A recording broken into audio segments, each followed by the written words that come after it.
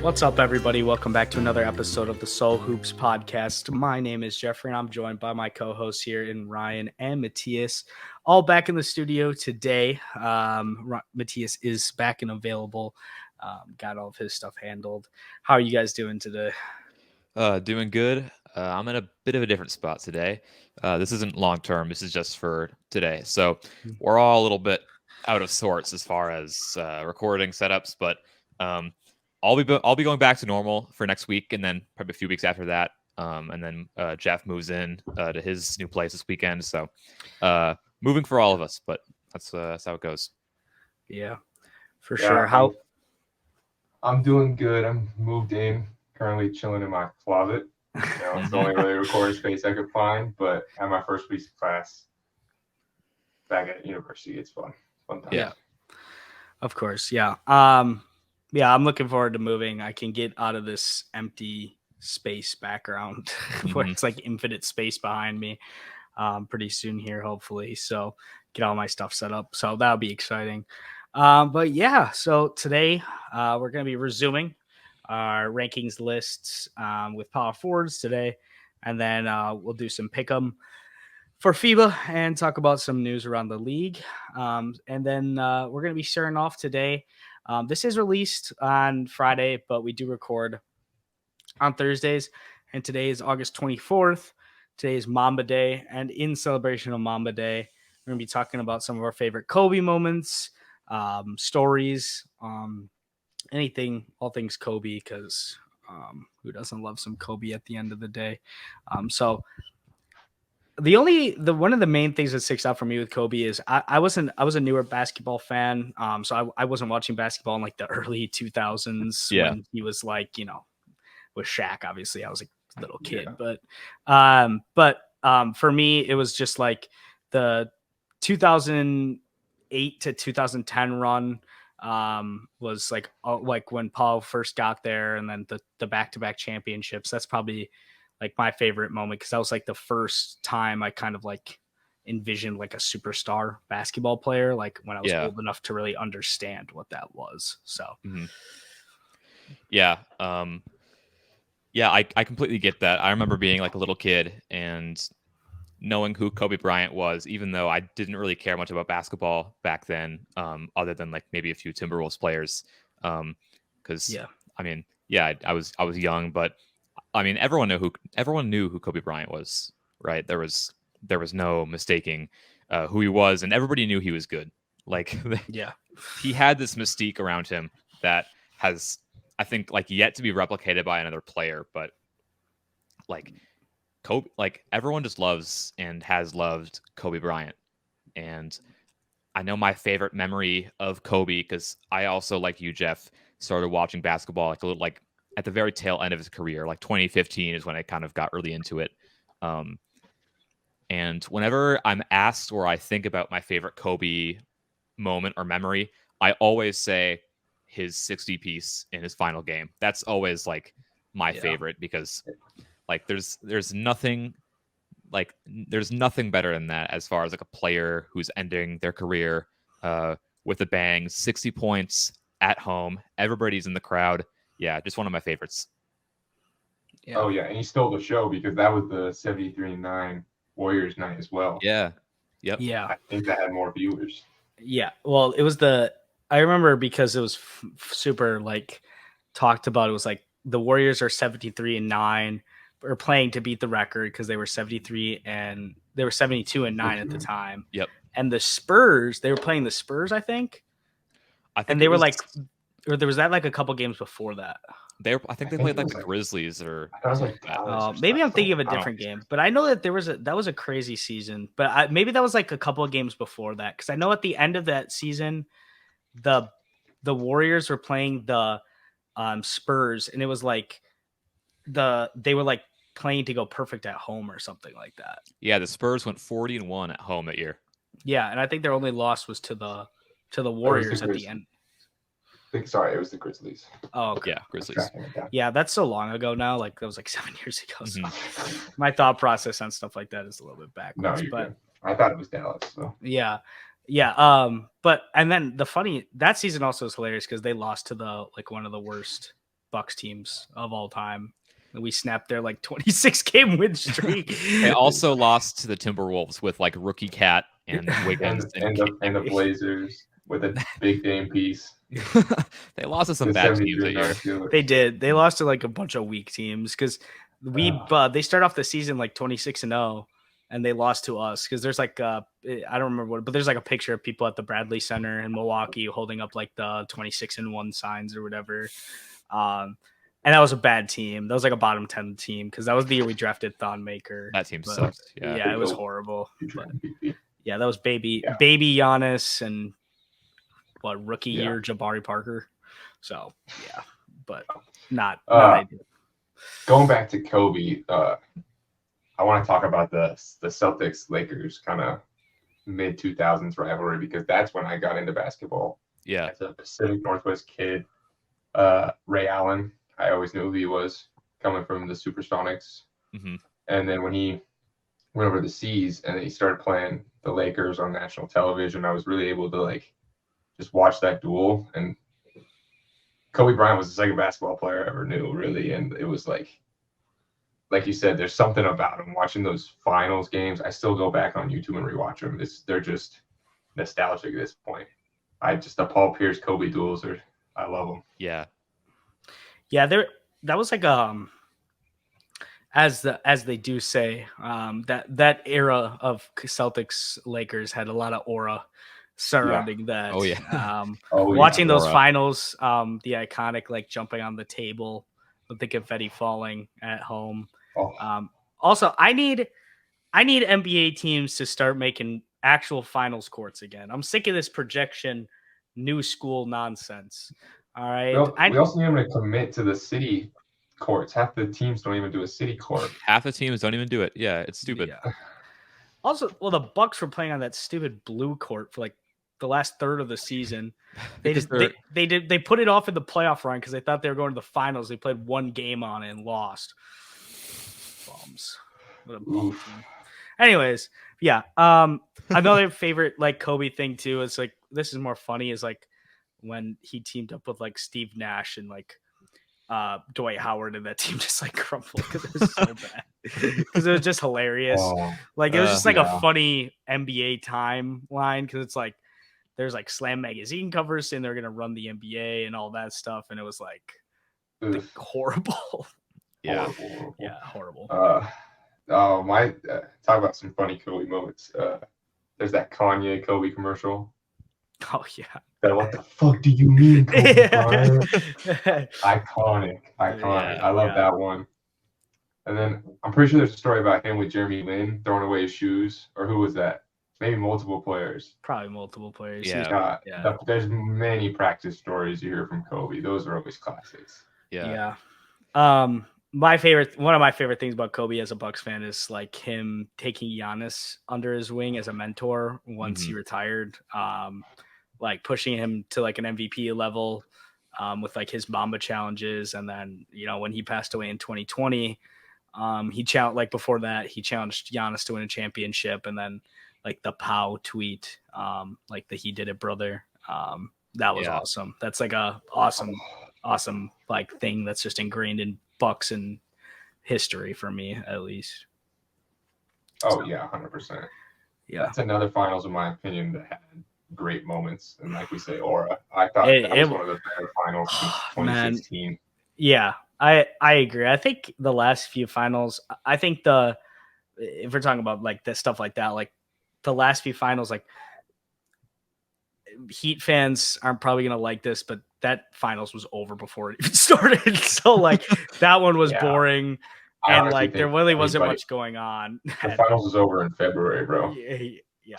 I don't know if there's anyone competing with Nuggets this year. No. Everyone thought the Bucks were better, but I digress. But anyways, and then like the Warriors Celtics one had some good Curry moments, but I don't think it had good moments going both ways.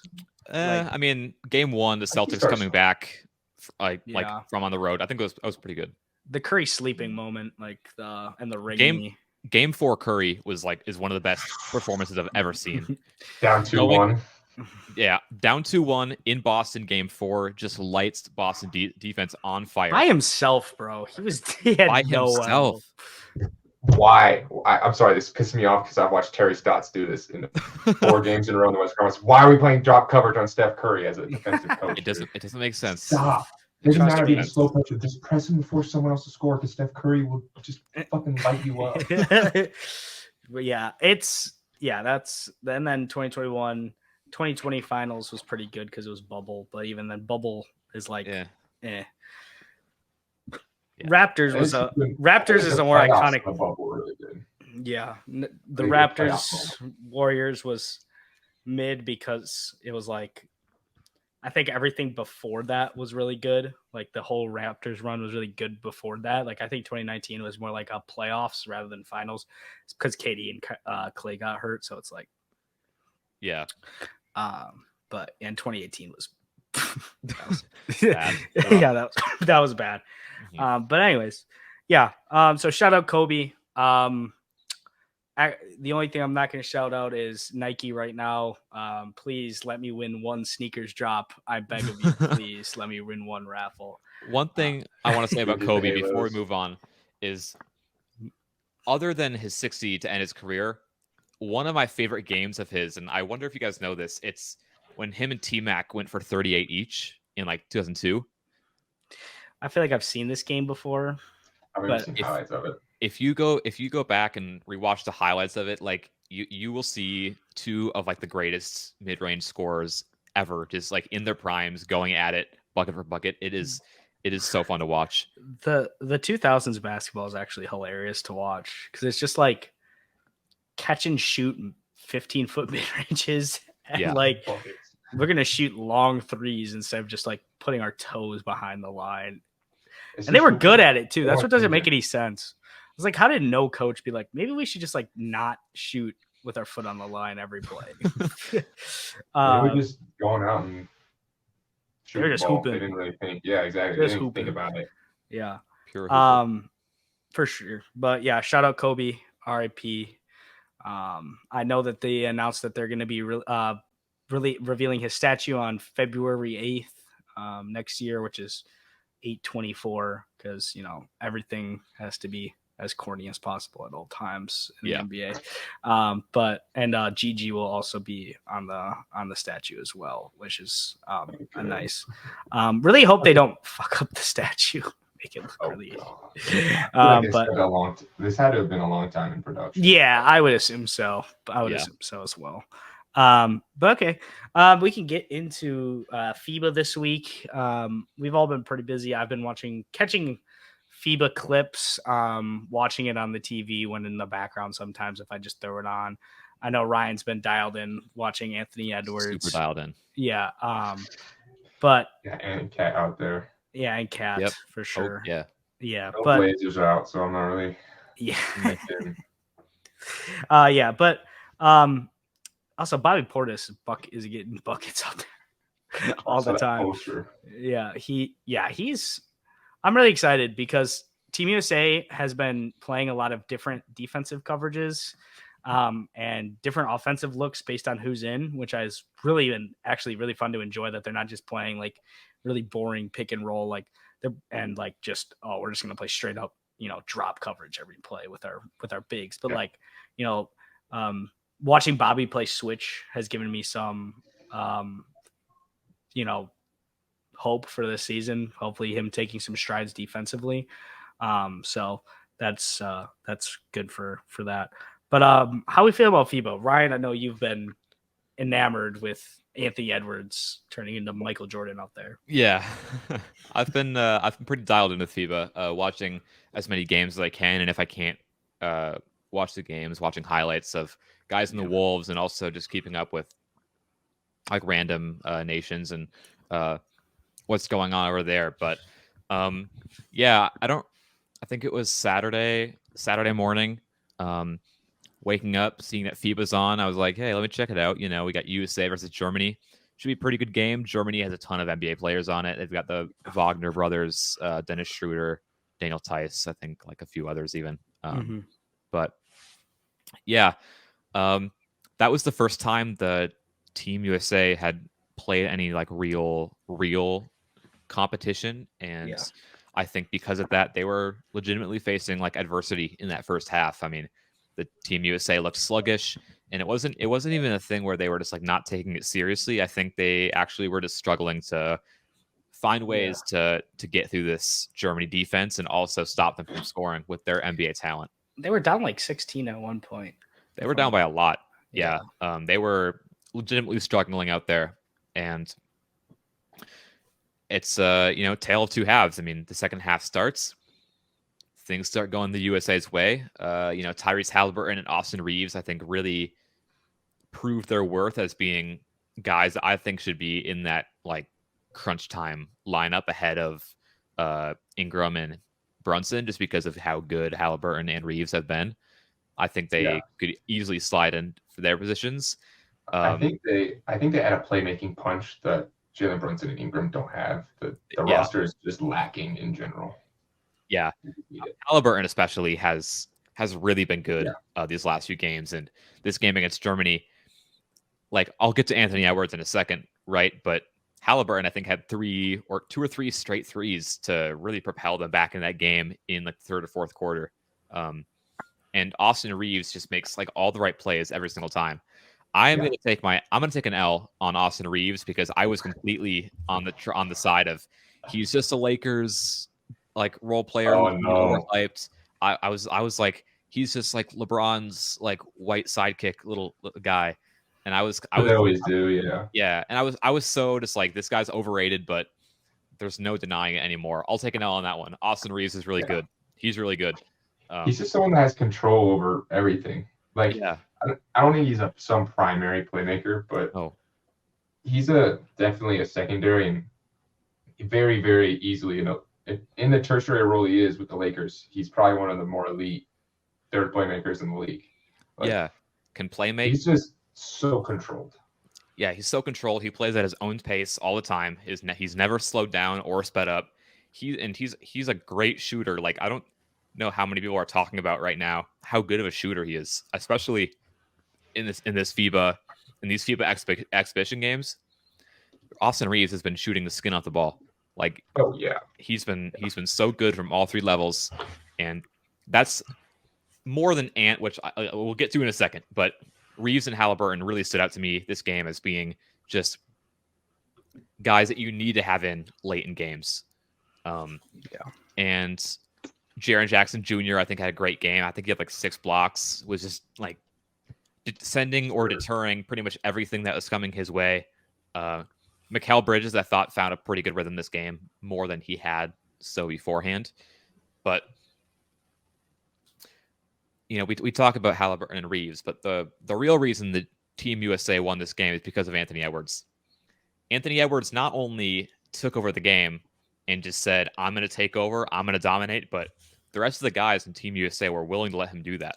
They were letting him, when they were down, they needed someone to take over the way Ant did, and they were the ones deferring to him. It wasn't like we'll see who takes over. No, they knew it was Ant's time to take over the game. They gave him the ball. They let him do it, and it happened. Anthony Edwards, 34 points in this game, game high by far, was hitting all the big shots the USA needed. Step-in three-pointers. He was making passes behind the back to the corner, Bobby Portis. He was hitting those like baseline mid-range double clutch fadeaways, like the Michael Jordan type stuff. Anthony Edwards, his print was all over the game, like everywhere, whether it be defensively, also defensively, guarding Franz Wagner the entire fourth quarter, Germany's best player, while doing everything on the offensive end. I mean, Anthony Edwards was just spectacular this game, and he put everybody on notice. So many players, so many guys who have been tweeting about him, giving him his props. Yeah, I mean, that's really the story of this game, Anthony Edwards. Yeah, that's been the story of the whole FIBA. Yeah, because I just think people are freaking forming fake. Once you got fake quotes going for you, Yeah, that's when you know There's an obvious Anthony Edwards agenda being pushed in the Olympics, and I think there should be because he's been dominating. He's been dominating the last year. Yeah, he looks like the clear-cut best player on the team by far. And I was someone who has been high on Anthony Edwards since the end of last season in the playoffs and as well throughout this year. When I've done ranking lists throughout the actual regular season, I had him as a top 20-ish, like low 20s player. Like low teens player, early 20s player. And people weren't a fan of that. And, you know, the end of the season came around and the playoffs came around and everyone's like, oh, like for sure. Like there's no doubt that he's that good. And I think the only thing holding him back from being a top 15 to top 10 player within the next 2 years is a playmaking jump. And more consistency shooting the ball. I think his shot selection can be a little bit spotty at times. I think sometimes he gets a little bit too aggressive, taking jump shooting, contested mid ranges and stuff like that. But, you know, if those things can dial in at the end of the day, like I really think that he could take that step to being like that Donovan Mitchell type tier. But he does have to take those steps. And those are the two hardest things to develop when you're in the NBA. I will say, though, you would like to see a playmaking jump, but I think there's two ways this can go. It can go the defensive route as well, because I think he's actually shown more aptitude for the defensive side than the playmaking side of the ball. He has. And I think you see this playoffs with him and McDaniels, or actually playing around because McDaniels was hurt. I guess it was like pre-playoffs, right? But he really started locking down near the end of the year. And you saw something that, like, defensively, you usually see Anthony Edwards maybe get lost a little bit off ball or, like, take a couple plays off. He was locked in. And watching that, I was like, oh, I get more. He has potential to be one of the better wing/guard defenders in the league, more than he can improve to be, like, a number one playmaker on a team. Yeah. I mean, the defense in his third year was really, I think, what impressed me the most. I mean, like, obviously I'm a Timberwolves fan and I'm super high on Anthony Edwards. I always thought that he could be like MVP caliber player, and I still think that. But what the way that he locked in on defense this year was something that really surprised me, because it was never something that we had seen before, and if we had, it was never for prolonged, even like spurts in a game. Like it would just come and go, and it would go more often than it would come really with him. But what happened was training camp before Ant's third year, so before last season, Chris Finch tells Ant, hey man, you're too good not to be defending. You're too good not to be defending. And Ant really made it a priority this year to be a legit guard and wing stopper for the other team. Obviously, you know, you're playing with McDaniels, who can take a lot of that responsibility. But yeah, Ant was guarding his ass off this season. And those are the things that can elevate you into like being one of the best players in the league, not just one of the best players at your position, like being able to be effective on both sides of the ball. Yeah. I 100% agree. I think, like, if you're with him being told that, and Ant is someone that's, like, I think unfairly was criticized for, like, you know, during the draft process and stuff about coachability and, you know, like dedication to actually being a professional basketball player. But from all things of the last 3 years that we've seen, like, all of those things are not true. And he's willing to do all the hard work that it takes to be great. And I think also he's someone that's committed to playing for where he's playing right now. The same thing in college. I mean, he committed to Georgia and played at Georgia, and they were horrible. Like, he could have went to a different team.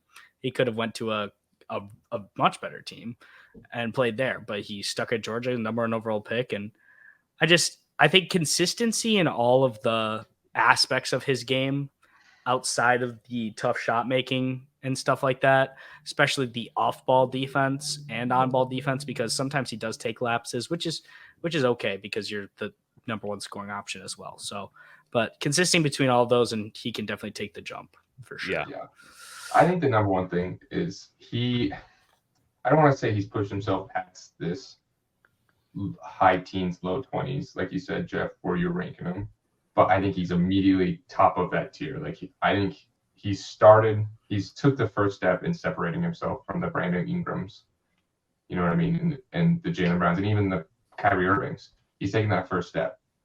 And I think he just needs to continue that momentum into the season and hopefully continues to improve. Yeah.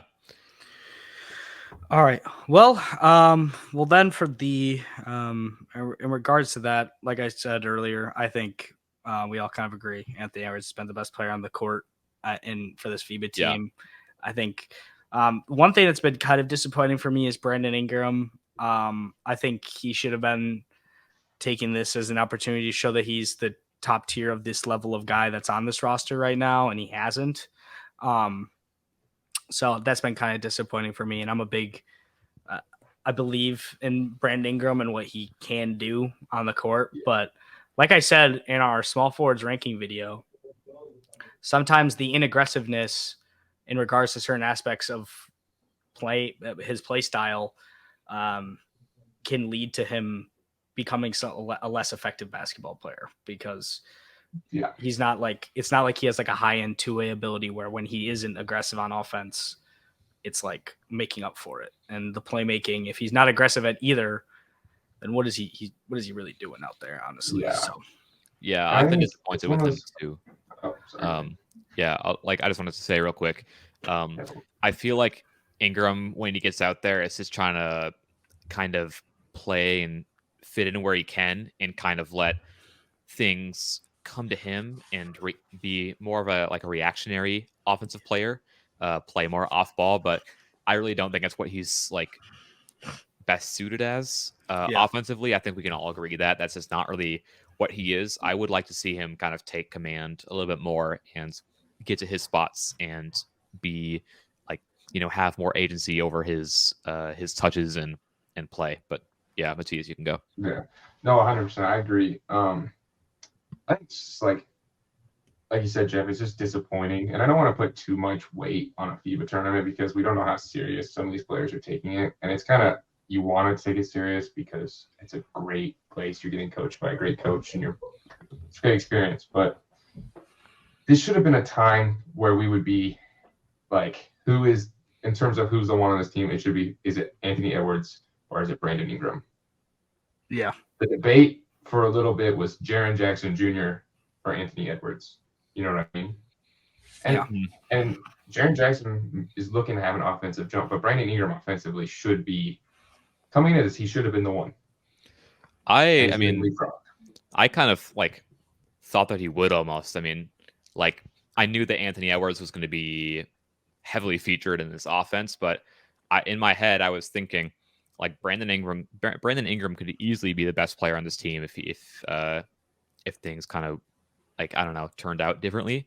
And for whatever reason, maybe it's him, maybe it's the coaching, maybe it's just the team game plan, but it hasn't been that way for Ingram at all, really, in any of these games. I can't think of a lot of times in these games where he's really had even moments of being super either dominant or he's starting to take over or heat up. He's kind of just been kind of falling back on catch and shoot opportunities and again kind of filling the gaps as they come. He hasn't even been active. No. You know what I mean? He's just kind of. Yeah, I wish he would be more aggressive, both in FIBA and in the NBA, because when Brandon Ingram is aggressive, it's beautiful basketball to watch all around. So, okay. Well, another thing that came up today is Giannis did an interview with the New York Times, pretty much saying that he's not going to sign an extension in Milwaukee next summer, which he has 2 years left on his contract. So it's not like anything is crazy about that. But he said, I'm not going to sign an extension if I don't feel like I'm at the best position to win a championship, or the team and front office and ownership, isn't in the best mindset to win championship as long as we're all on the same page. This is nothing changed from what he has said for the last 5 years. literally every offseason there's a quote that says this, like, and then every single fan base that is like, oh, he wants out. No, he says this every single year. He wants to commit to winning. The franchise is committed to winning while he's in his prime and while he's here.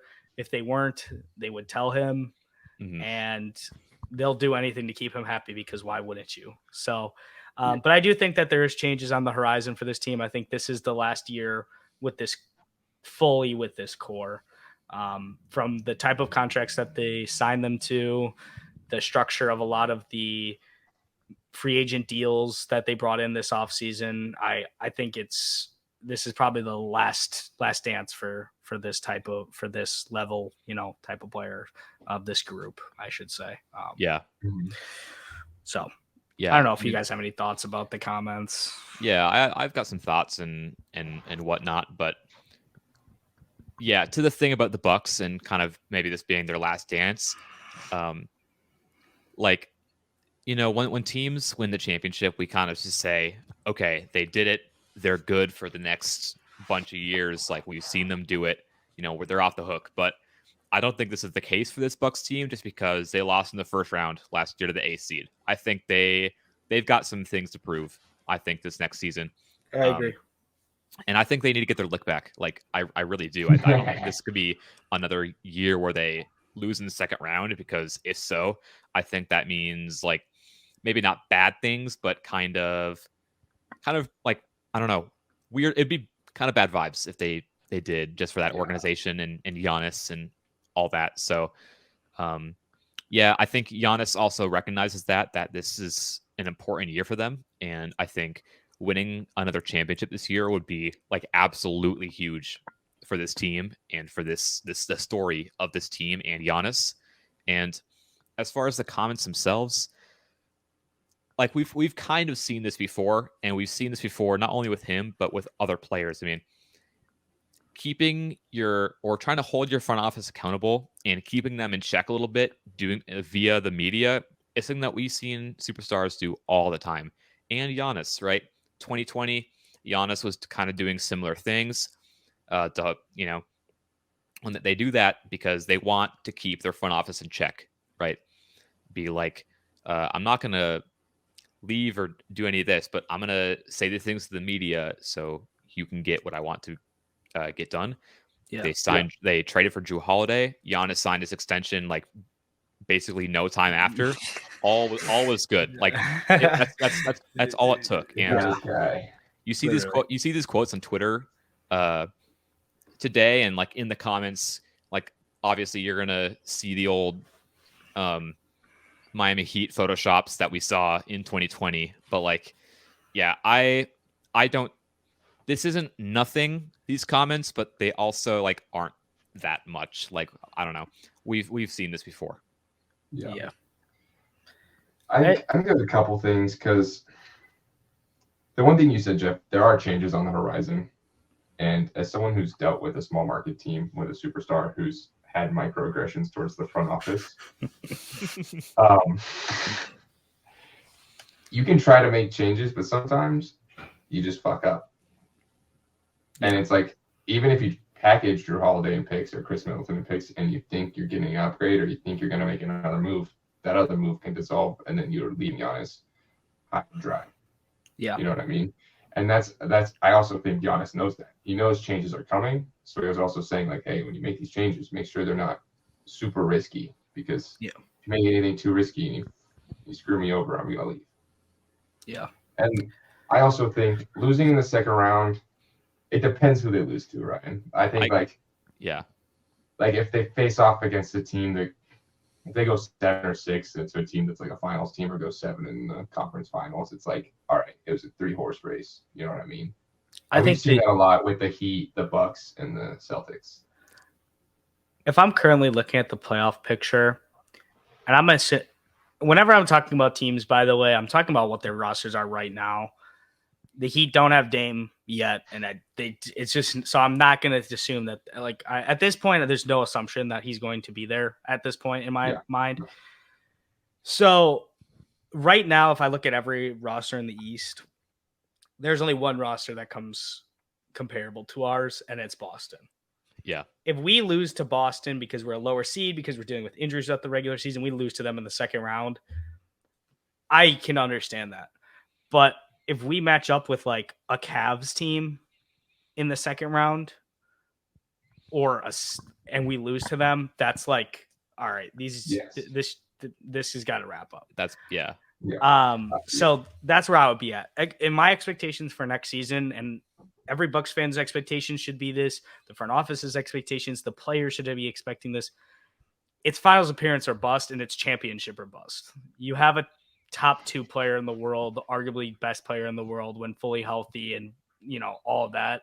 Like, you're supposed to win a championship or multiple championships. Like, we already won one. We have a roster construction filled with talent that can play well together and effectively in various ways.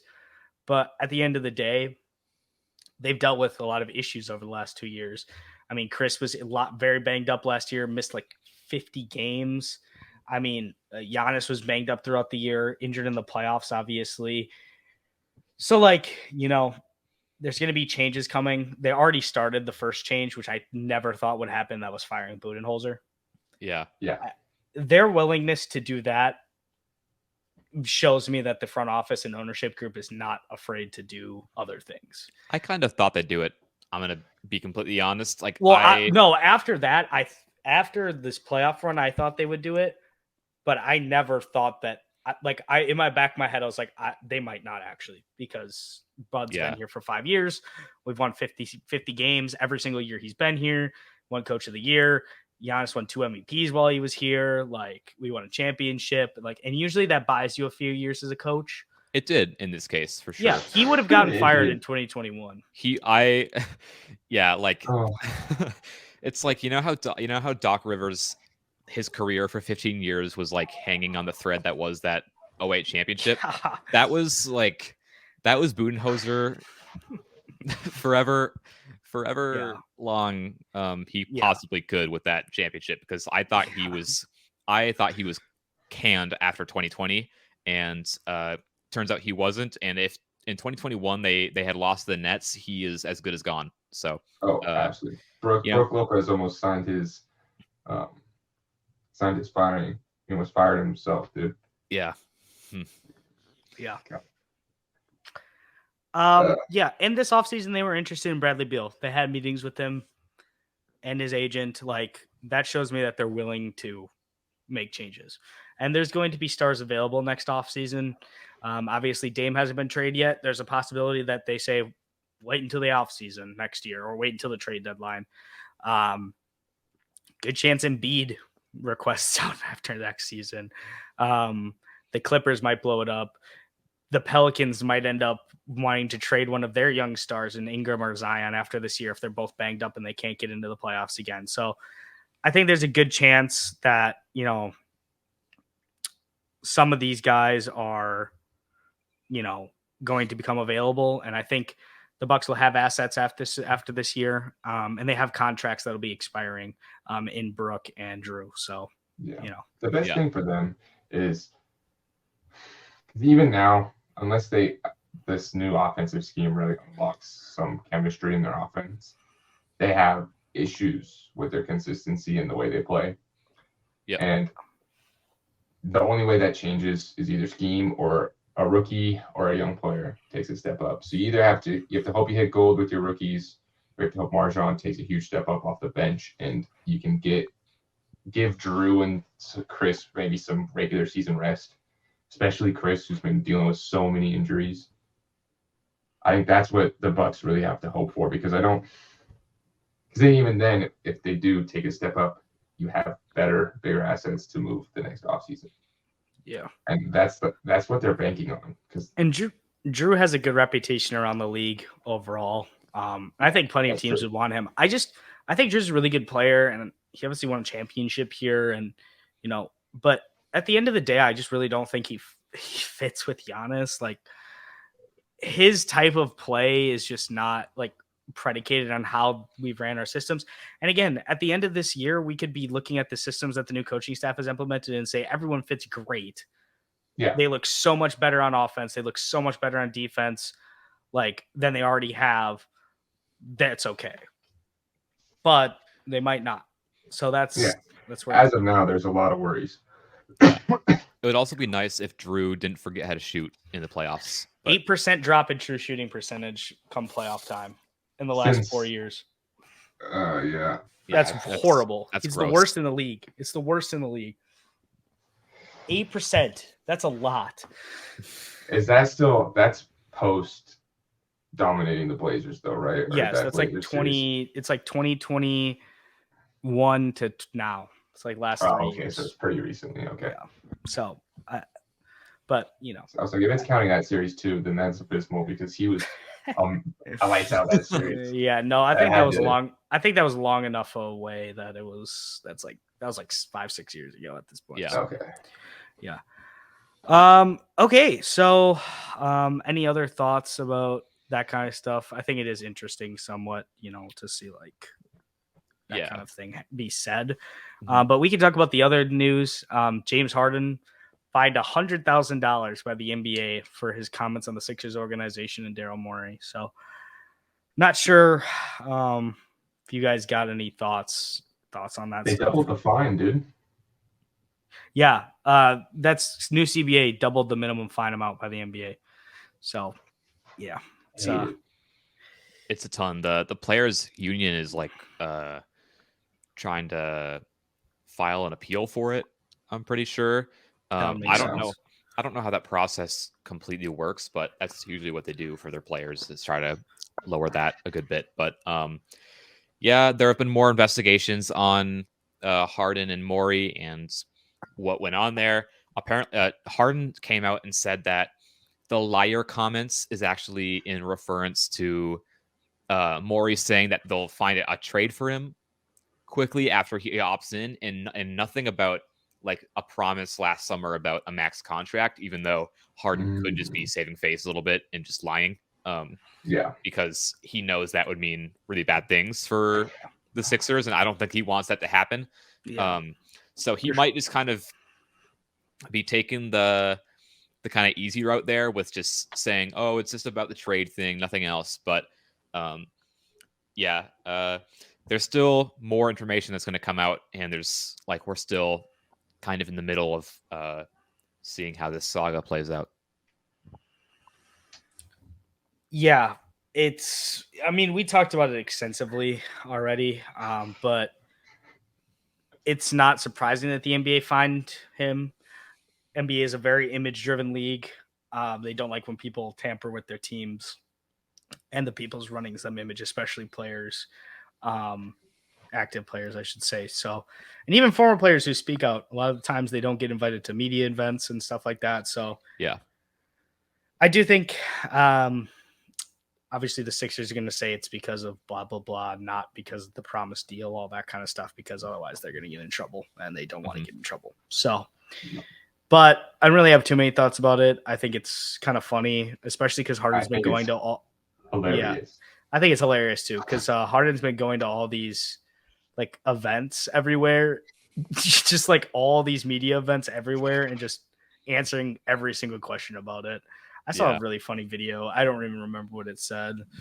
It was like it was something about like, do you still want to be traded? And he's like, what do you think?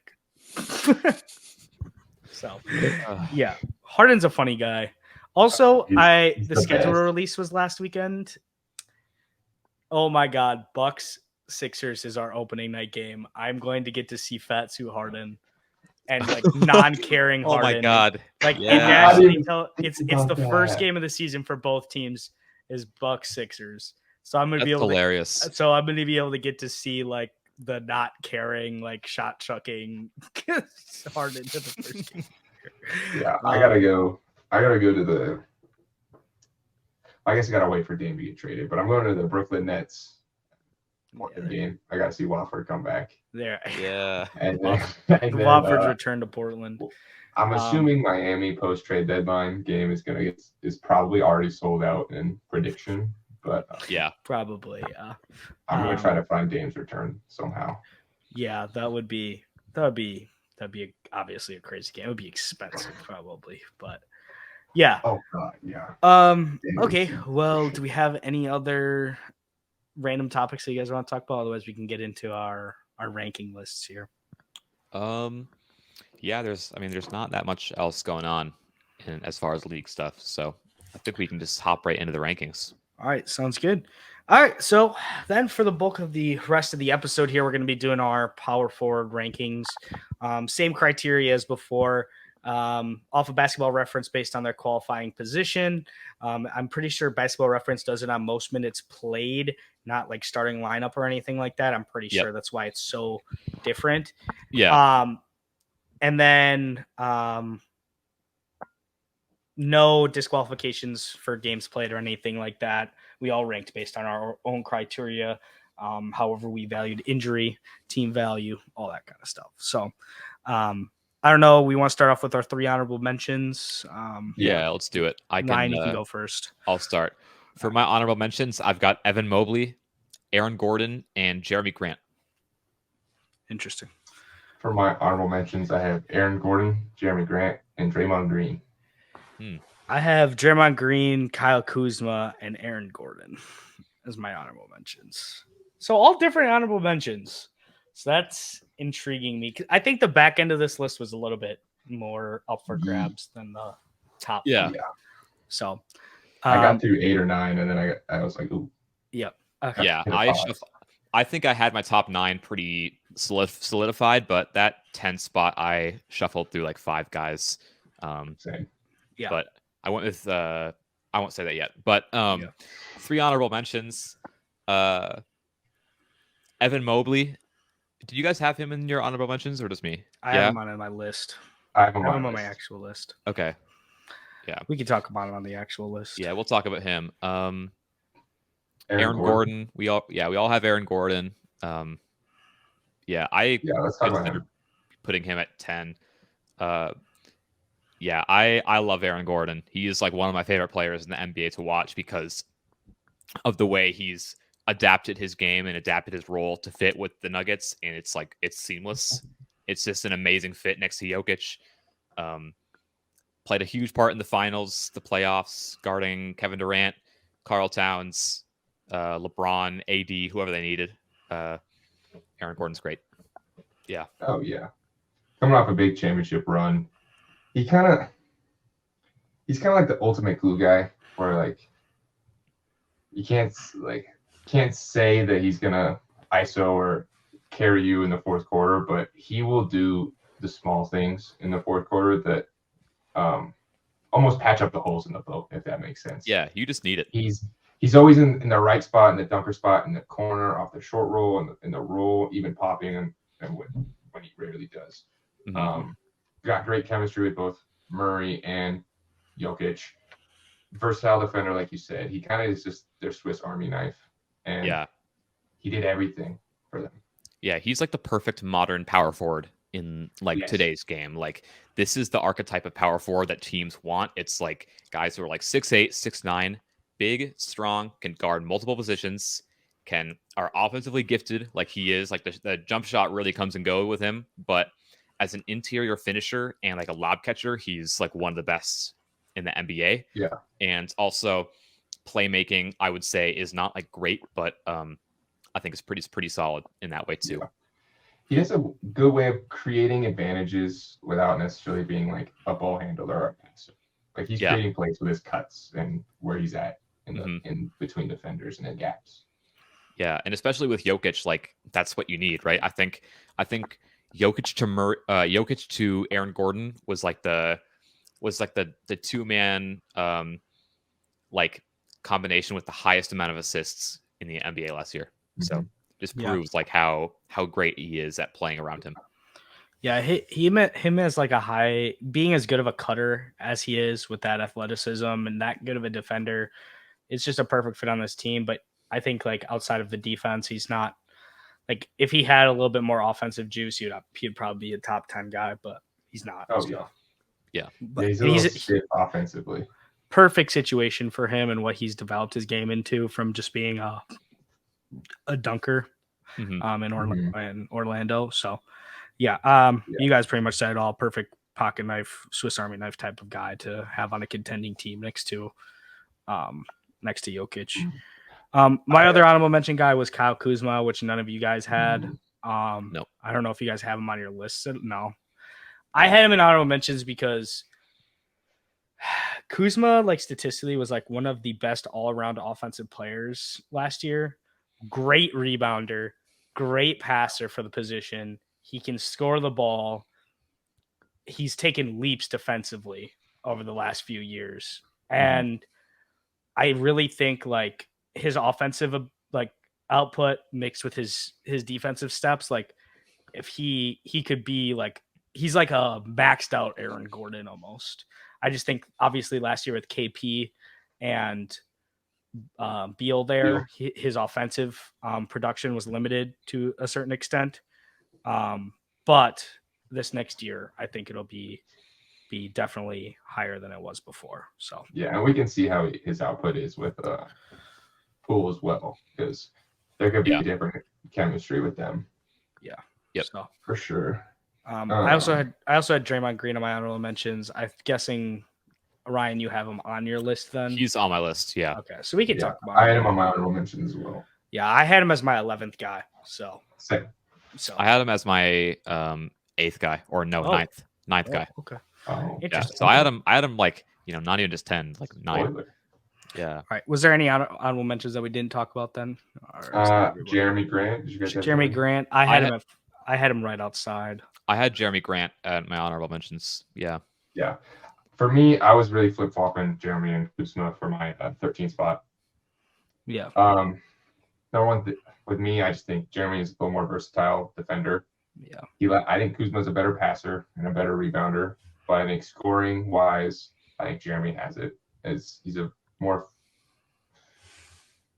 refined 3-level scorer, I would say. And I also think he was very, very misused defensively, where he was okay defensively this year, but we were putting him as a point of attack defender on guards.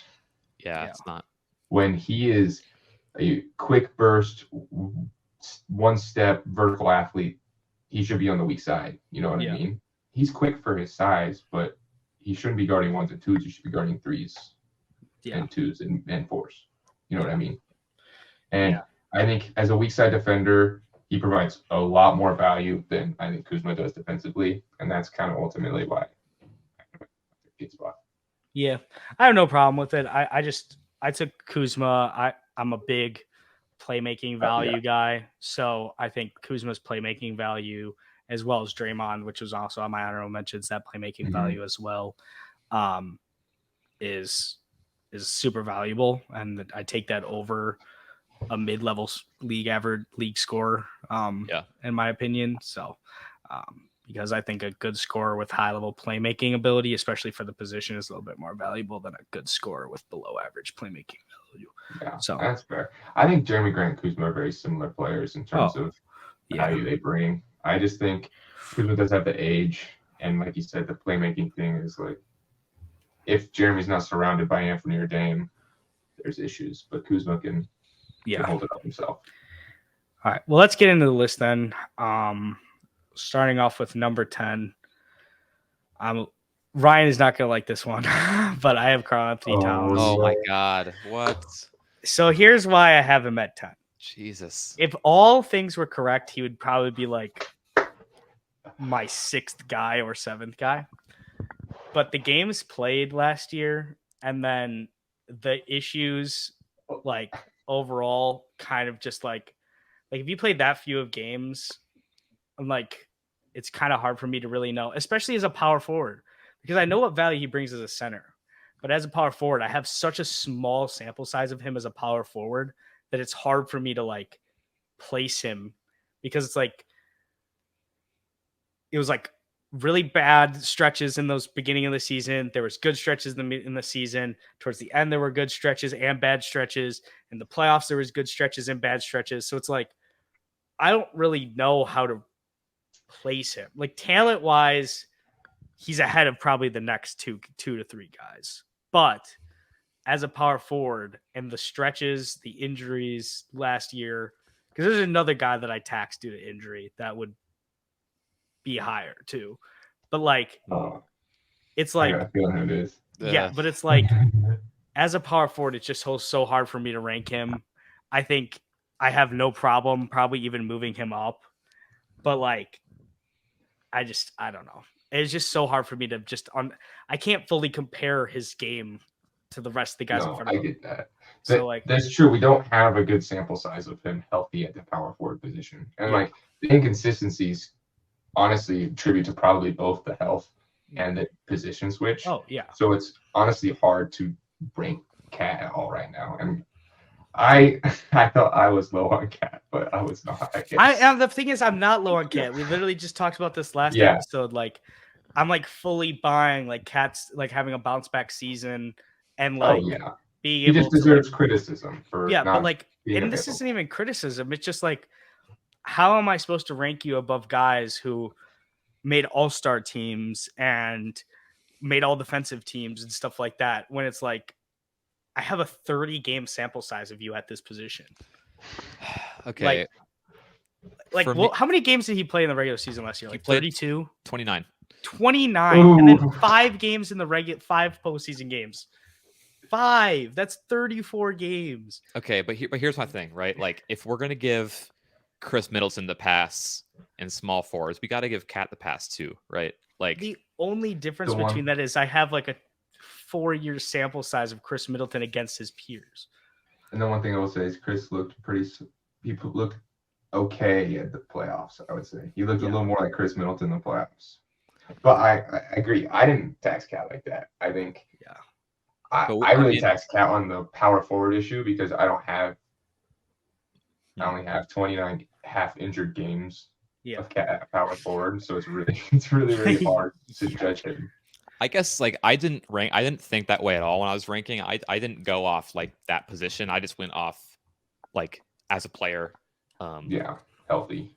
Yeah, again, like I feel like my criteria is really like last 2 years with more of an emphasis in this last year. But in Cat's case, like I think it was going to be really hard for him last year to just come out and just be really good because playing a new position, which is really hard because he's only played center ever. He has to guard other fours. He has to, stay out of the paint to let Rudy do his thing. And when he went down, like he missed a ton of time. He comes back. It's a brand new team. A lot of the old players are out. New players are in.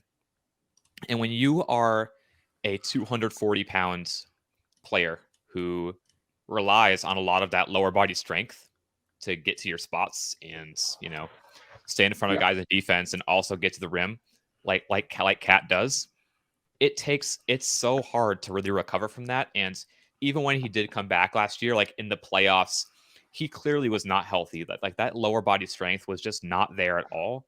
And I think that's why we saw a lot of the foul issues and the turnover issues because he wasn't fully healthy. So I'm not giving Cat a complete pass for last year because if I was just going to write off last year like it didn't exist, I think Cat would be even higher than I already have him.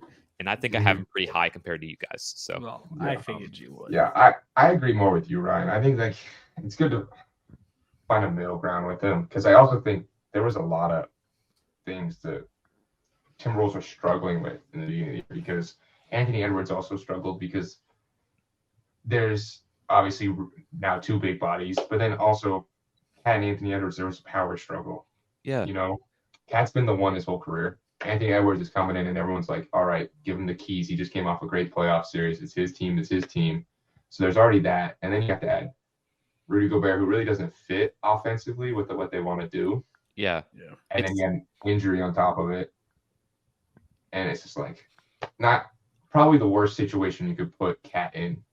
Yeah, last year was not good to him, and it feels unfair to him too because like he just came off a season where he was All NBA, where he was like really good defensively for the first time in his career. Just like Anthony Edwards is the best player right now, and this last season he has been. But that season where they played the Grizzlies in the first round, Cat was the best player the entire year, and it wasn't even really that close. Even though some people try to make it seem like it wasn't that way. Like Cat was the best player that year. It wasn't really close at all, in my opinion. But yeah, and I think moving forward, it's going to be nice. It's going to be much better for Cat because there isn't going to be any power struggle like there might have been last year. Like it's pretty clear that Ant is the guy, Cat, you're number 2. I don't think there's any refuting that like anymore. No, There not hasn't at been. this point. Yeah. Can't. And yeah, I mean, adding Rudy to the mix is a complete 180 from the defense they played that year where Cat was all NBA and the offense that they played when Cat was all NBA. It's just so different. I've got to give Cat a partial pass for what happened last year. Not a full pass, but a partial pass. And yeah, he's a lot higher for me, but we'll get to him when we get to him. So, yeah. You want to go Ryan at your 10 spot? Yeah, number 10, I have Julius Randle. Oh, okay. At 10, I have Evan Mobley at 10. I had Randle at 9.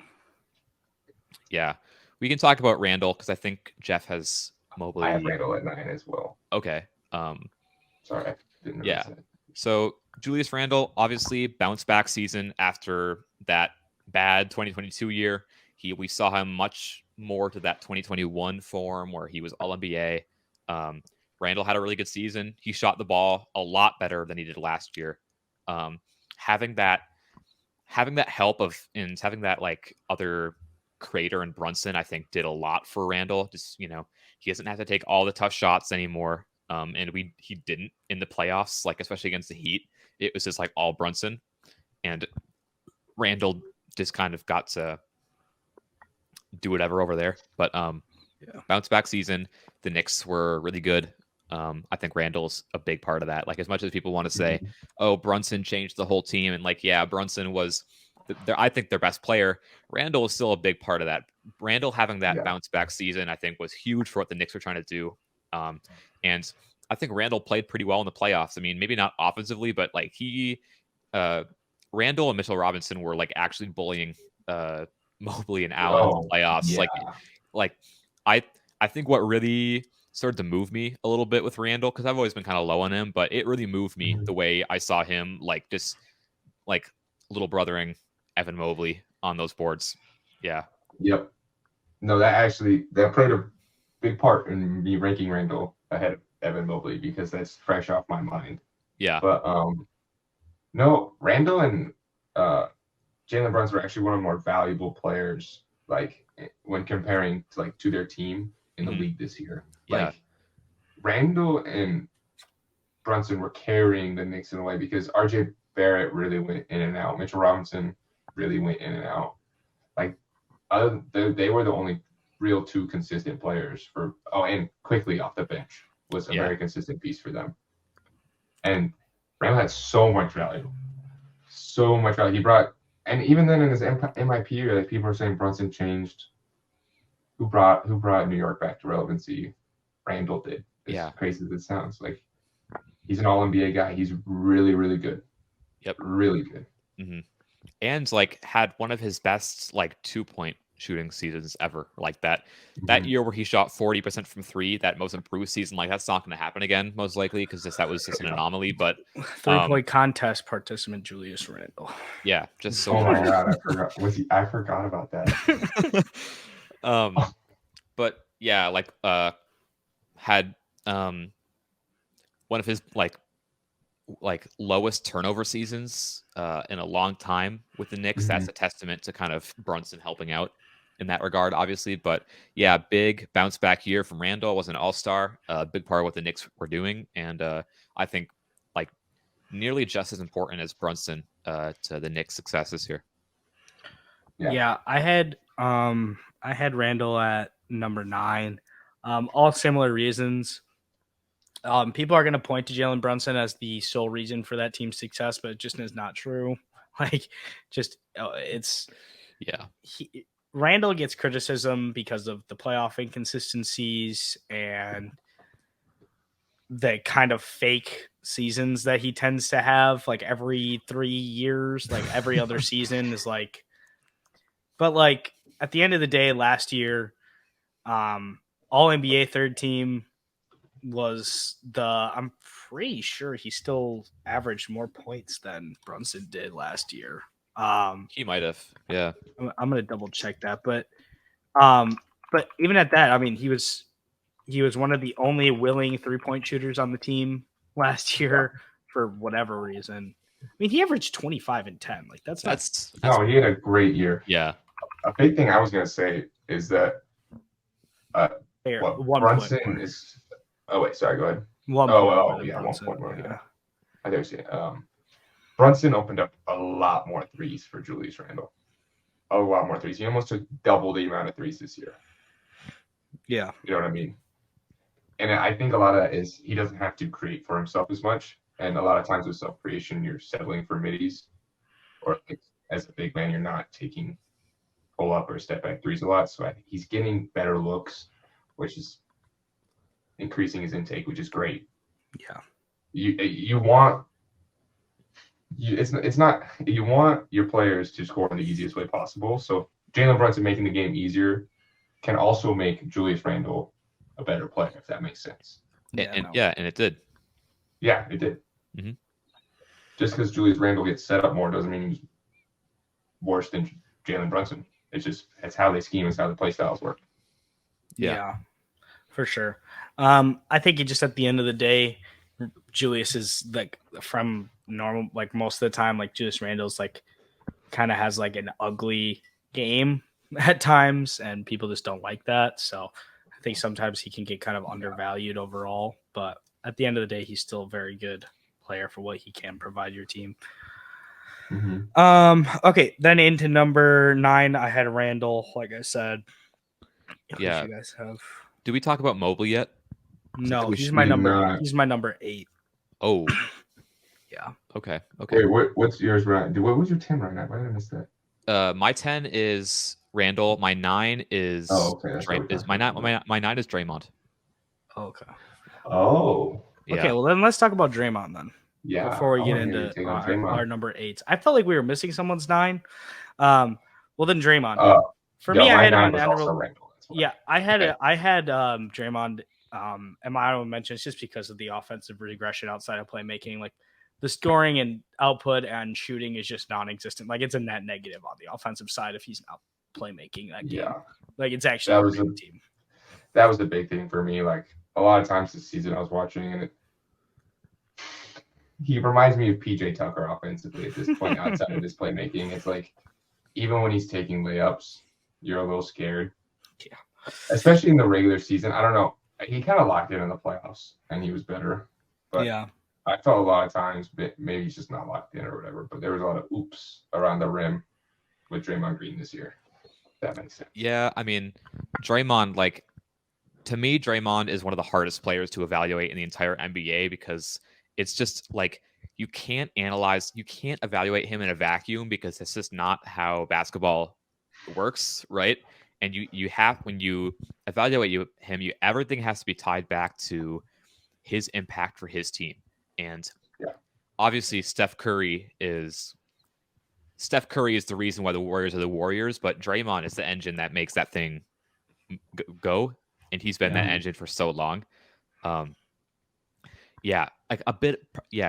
a bit of an offensive step back this year, even though he did shoot a career high in 2-point percentage, and was averaged like more points per game in the last however many years. Like still a bit maybe insignificant, but something worth noting.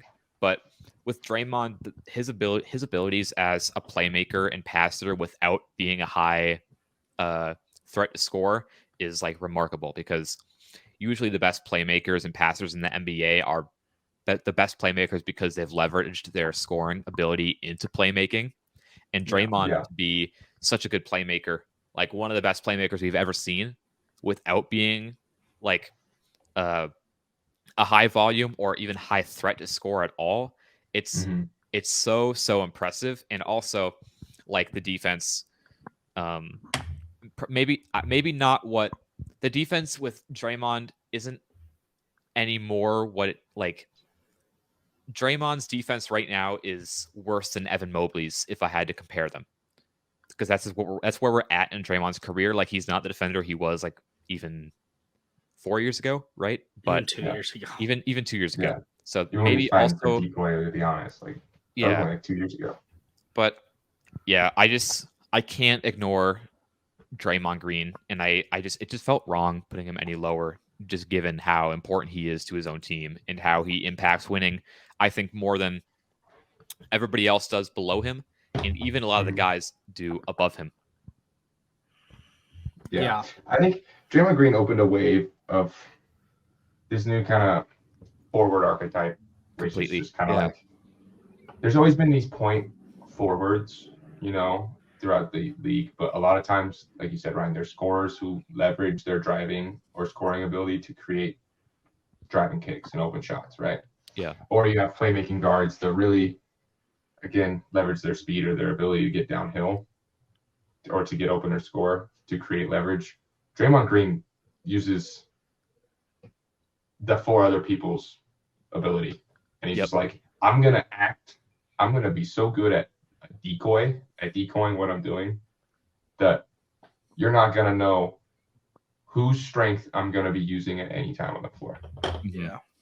And you see people trying to repeat it, and it's not repeatable. Like, I know I just said that it opens up a new archetype, but like, but nobody can do it the exact same. Limited. Yes. Yeah. Like, and you're completely right. We talked about it with Aaron Gordon earlier about him being the prototypical four. Like, as much as Steph changed the game, like Draymond also changed the game in a completely different way. Draymond single-handedly changed what the power forward position means in the NBA, because, you know, before Draymond, it was like the KG, Tim Duncan, like back to the basket, big dude. It's completely different now, and that's all because of Draymond.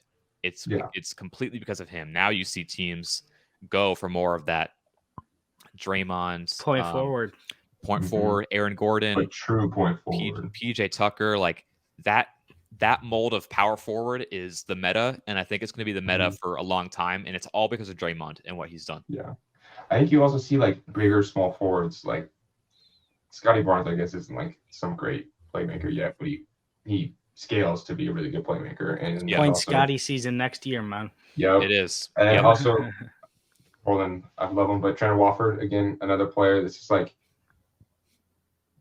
that's like kind of the archetype where they're just big, small forwards. Yeah. But like Trent Wofford's playing power forward and center now in the NBA. You know what I mean? And like, I guess Scotty now is going to be playing the point forward position, but he's not a power forward as circa 2014. You know what I mean? Not even a decade ago, Scotty wouldn't be a power forward. Yeah. No. Yeah, for sure. He would be a very straight three. So yeah. Same with Wofford. I'm trying to think of any really playmaking four now. They would all be like Larry Nance and all those guys. Yeah. All right. Well, then we can get into our number 8 then. We all went 9. Yeah. I've got Lauri Markkanen at 8. Okay. I have Evan Mobley. Yeah, Cat. Yeah, Cat and Evan Mobley. Okay. All right. Let's talk about Mobley for a little bit. Yeah. Okay. So I had Mobley higher than I think some people might. I don't know. You guys said you both had him at like 9 or 10, right? He was in my honorable mention. Your honorable mention in 10. Yeah. Okay. So the reason I have Evan Mobley at number 8 is because last year, statistically, the Cleveland Cavaliers were the best defense in the NBA, with probably one of the smallest backcourts in the NBA, who were both not good defenders. No, him and Jaren Allen single-handedly anchored like a top defense in the NBA, with Isaac Okoro as the only positive point of attack defender that in the starting lineup last year. Anchored the best defense in the NBA over Boston, over Milwaukee. Philly was up there. You know, all of those teams that have really high level point of attack defenders, help side defenders, and rim protectors. Somehow they anchored that. And that was mostly due to the fact of Evan Mobley's defensive talent. Oh, 100%. Him as a help side defender is like rivaled by only Giannis right now in the NBA. Yeah. Like only Giannis has a better help side case or has a close help side case, in my opinion. He finished 3rd in defensive player of the year voting, all NBA defensive first team. And that was single-handedly him, really, because Jarrett Allen took steps back towards the end of the season and playoffs. And I really just think that's like a special feat to accomplish. Like I could you imagine, like that's like Tyrese Halliburton of the pace on the Pacers, leading them to the best offense in the NBA with no other offense, like no good strong like running mate to shot create or something like that. Like at all. So I think that's just really a special thing to have accomplished, especially at that age. Obviously the offensive side of the ball has a lot of places to grow, but he can still be a lob threat guy because he's very athletic and long. He can also be, there's been times when he's aggressive attacking the paint. Again, just needs to be more consistent with it and more willing. And we've talked about it before. If Jarrett Allen gets traded, they're looking for him to put on some weight to move to the 5, and that'll be the type of thing that'll go. But hopefully he can take advantage of his speed at the 5. Yeah, is what you want to see. You want to see him get downhill at the 5, and it'll be a slow easing in process, sort of like how Jaren Jackson has slowly been eased into playing the 5 over the years as well. They should go trying to find a vet 5 to split time with him. Yeah, exactly. Yeah, go ahead, Ryan. All right. My thing with Mobley is just this. Like, I had him as my 11th, probably 11th or 12th. I don't know. Aaron Gordon and him can be flipped, but my thing with Mobley is that yes, what he did last season as a defender, as a help side defender, was sensational and was one of the best at that in the entire NBA. Like, he was 3rd in defensive player of the year voting. I'm pretty sure. Like that. Yeah. That's insane. In his second season, second year. It's absolutely insane. Generational. But, yeah, it really is generational. It really is. But like, my thing is that I kind of wanted to avoid like valuing his defense any higher because he did that at a young age. Because like, I don't think that's really fair to the rest of the guys in the list if I were to do that. So because of that, I stopped myself from putting him any higher. And the offense really kind of put a bad taste in my mouth this season. Not because he was like a negative on offense, but because I wish I had seen more, and especially in the playoffs. Like, a player's first playoffs, I don't think the rest of their career should be just like dictated by that first playoffs, because players get labeled as like a playoff dropper when they're like 20 and they can never take it off, which I think is dumb and unfair. But like, Mobley didn't just look like a little bit shaken up. I think he looked like legitimately pretty bad in that series against the Knicks, and I thought the Cavs could win. And I thought a big reason to that because Mobley and also Allen could kind of put a stop to the Knicks' size and kind of handicap them in that way, and the opposite actually happens. Which just left a bad taste in my mouth. Like, I'm looking at Mobley's playoff stats right now. It's like he averaged like 9.8 points per game. Shot the ball from the field. Shot the ball from the field really bad for a guy who's 7 foot, and his shots really come at the rim. I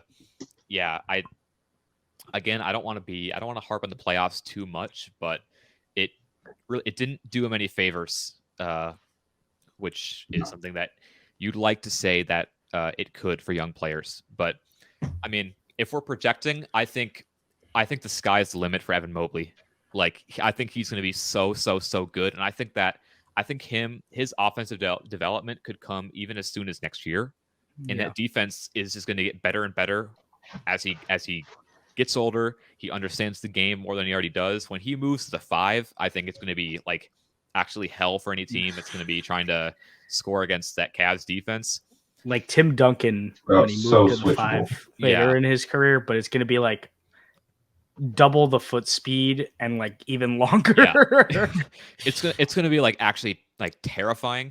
If Gobert was like the generational rim protector after Dwight, Evan Mobley and Jaren are like the 2 after Gobert, because And I'm gonna throw one more name. I think Walker Kessler, after his Walker rookie Kessler. season, has a chance to. We've got actually a lot of young, promising shot blocker players in the NBA, and I'm excited to see those depoy races for years to come. Yeah, it's the unfortunate part is the league is only getting more switch heavy and more wing orientated. So I think it's possible. But the one thing is depoys are always biased towards big men. But all defensive, it's so weird because depoys are always biased towards all defensive towards big men, but all defensive teams are always more biased towards wings or forwards because they can switch more. Mm-hmm. So you'll always see more forwards on all defensive teams, but you always see big men winning the depoys because a layup's the easiest bucket in the game.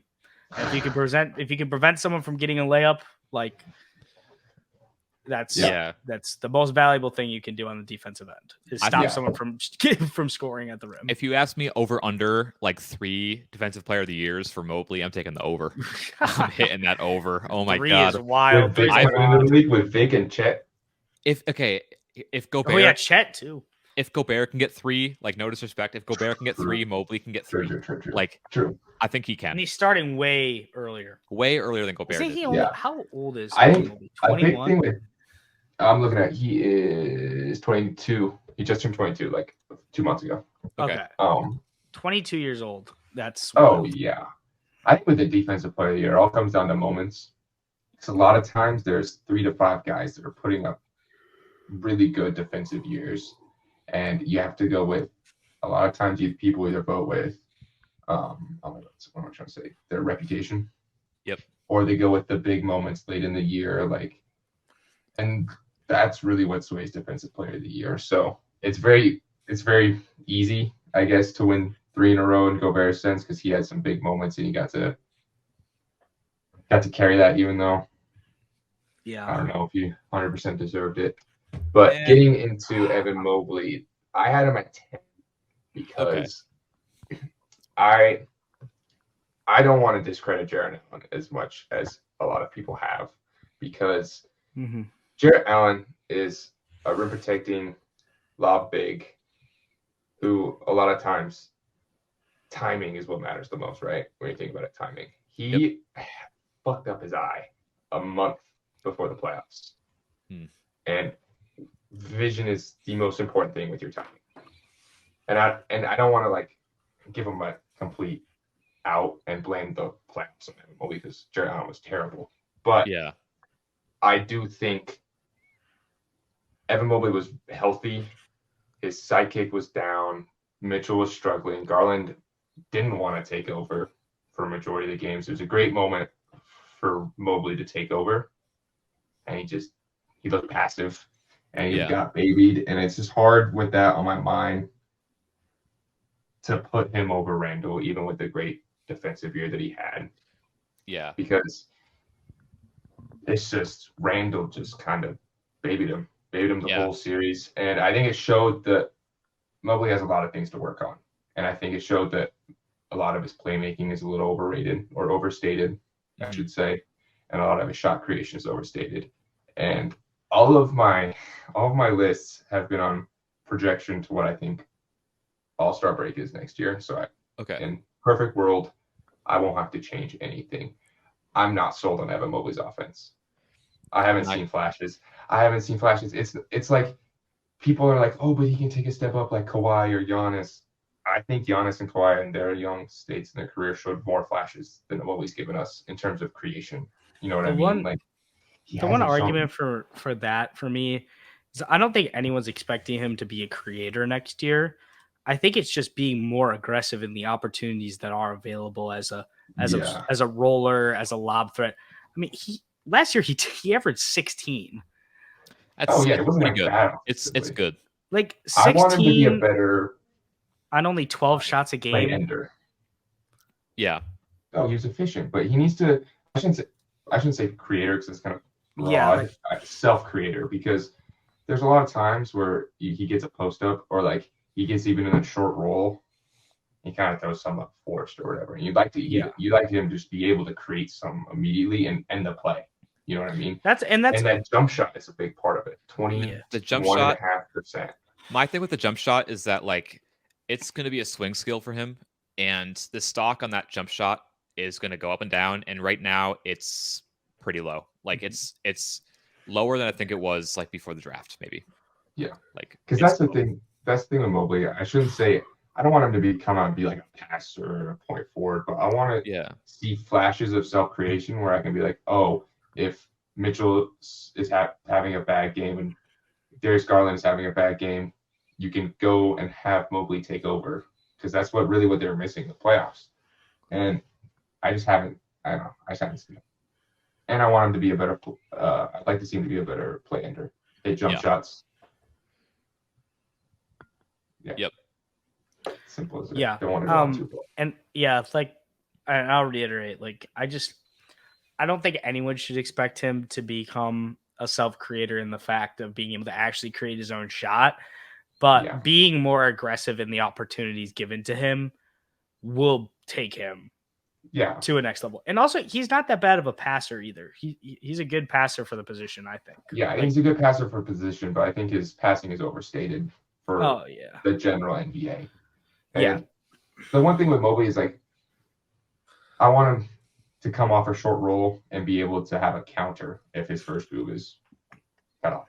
He's still getting assisted. Like Darius Garland's still going to get the assist number. Mitchell is still going to get the assist number, but have a counter. Have somewhere to go if your first read's gone, because right now I feel like he's a first read, and a half a read, and like and he does play with Darius Garland, so he will always have someone who is able to get him the ball in opportunity and give him opportunities to on the offensive side. So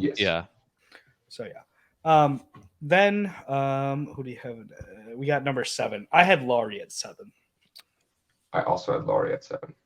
I had Pascal at 7, and I had Laurie at 8. Okay, so let's talk about Laurie then.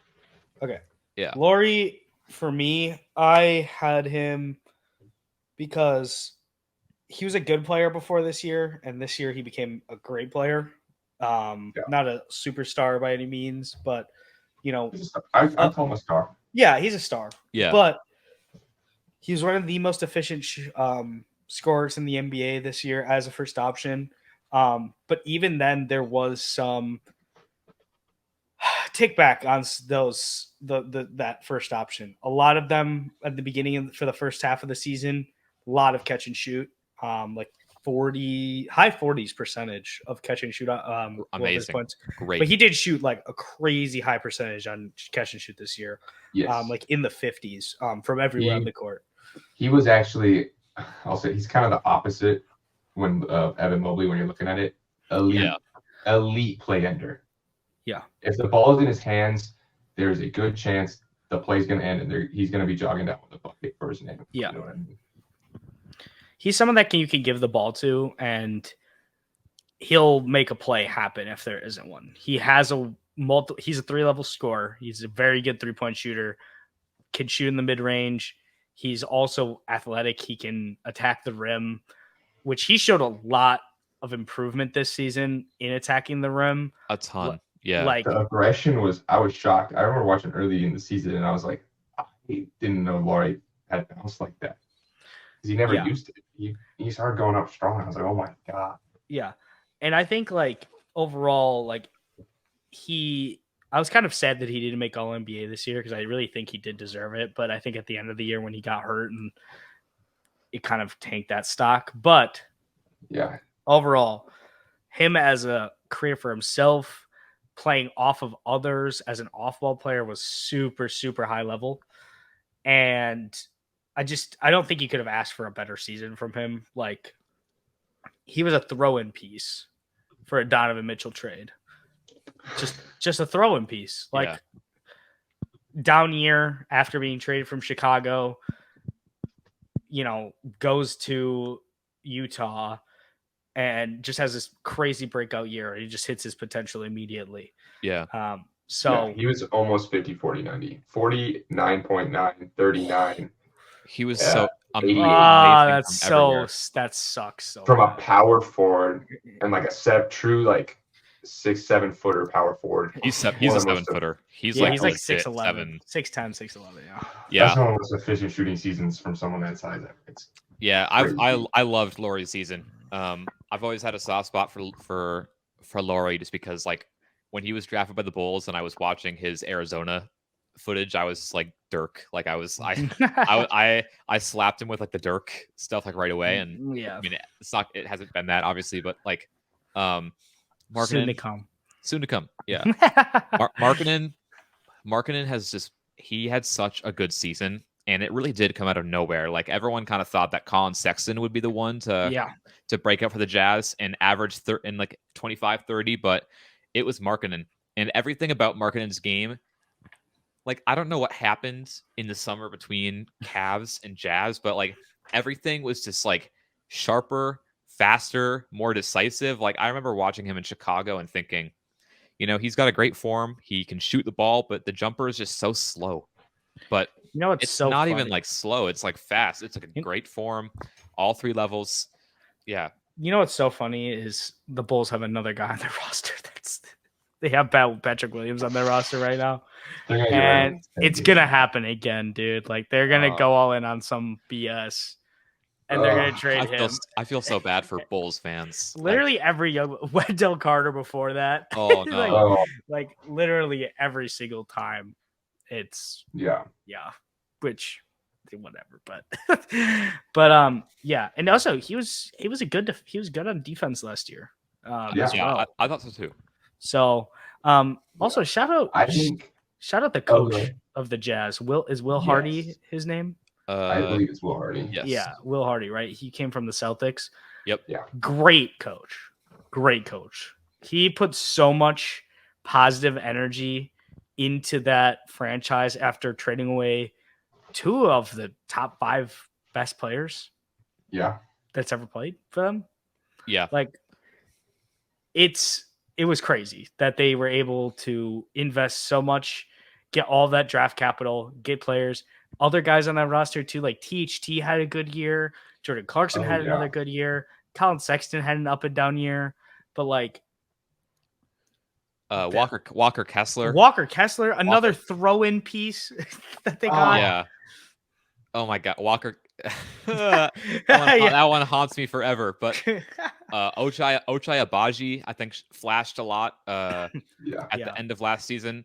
And the Jazz were like fun. Ultimately, why I think Lauri didn't make All NBA was because like people stopped watching the Jazz after the All-Star break because Mike Conley and Vando and everyone are out the door and people just don't care anymore. So I think he just got forgotten about really. But, 100%. Yeah, the Jazz. He almost improved too after All-Star break watching him. I felt like his self-creation, he got almost more comfortable in the role. He started getting even more creative in it. Yep. Yeah, I agree. And the rim pressure, like something that I never thought I'd ever see from him. Like it was real this year. Yeah.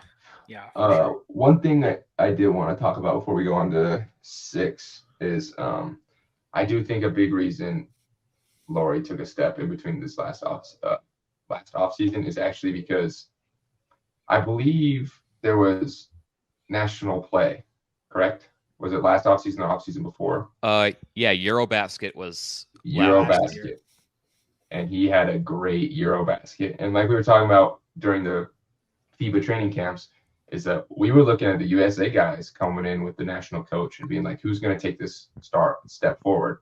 And I think last offseason, it wasn't someone on like a big national team. It's Lauri Markkanen. He got to, was it Finland? Yeah, he plays for Finland. Yep. Got to Finland and he had to be that guy. And I think he figured out, he was like, oh, shit, I am that guy. I didn't realize it. And then he got to Utah where they're like, hey, we need you to be that guy, especially because Colin Sexton was hurt or recovering from injury. They're like, we need you to carry the boats. And he was like, oh, I've been doing this all summer. This is perfect. I wanted to do this. He was looking forward to it versus I think he was a little afraid of it coming into the league. Yep. Yeah.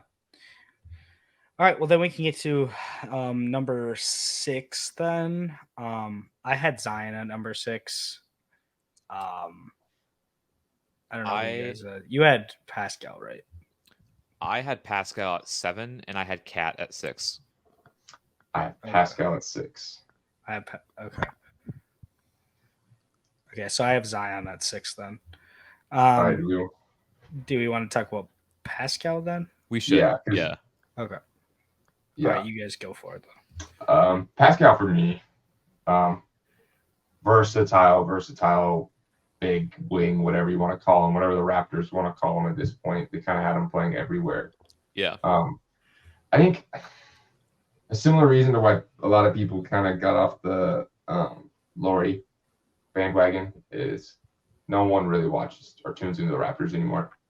Post Kawhi and post like top tier success, Pascal's been really forgotten, but he has a skill set at 6'10", 6'11" that honestly, I can't even say everyone on ahead of him provides. You know what I mean? But I think there's just some consistency, and at this point in his career, you just kind of know who he is, and I don't think he's providing overall value more than the next 5 guys.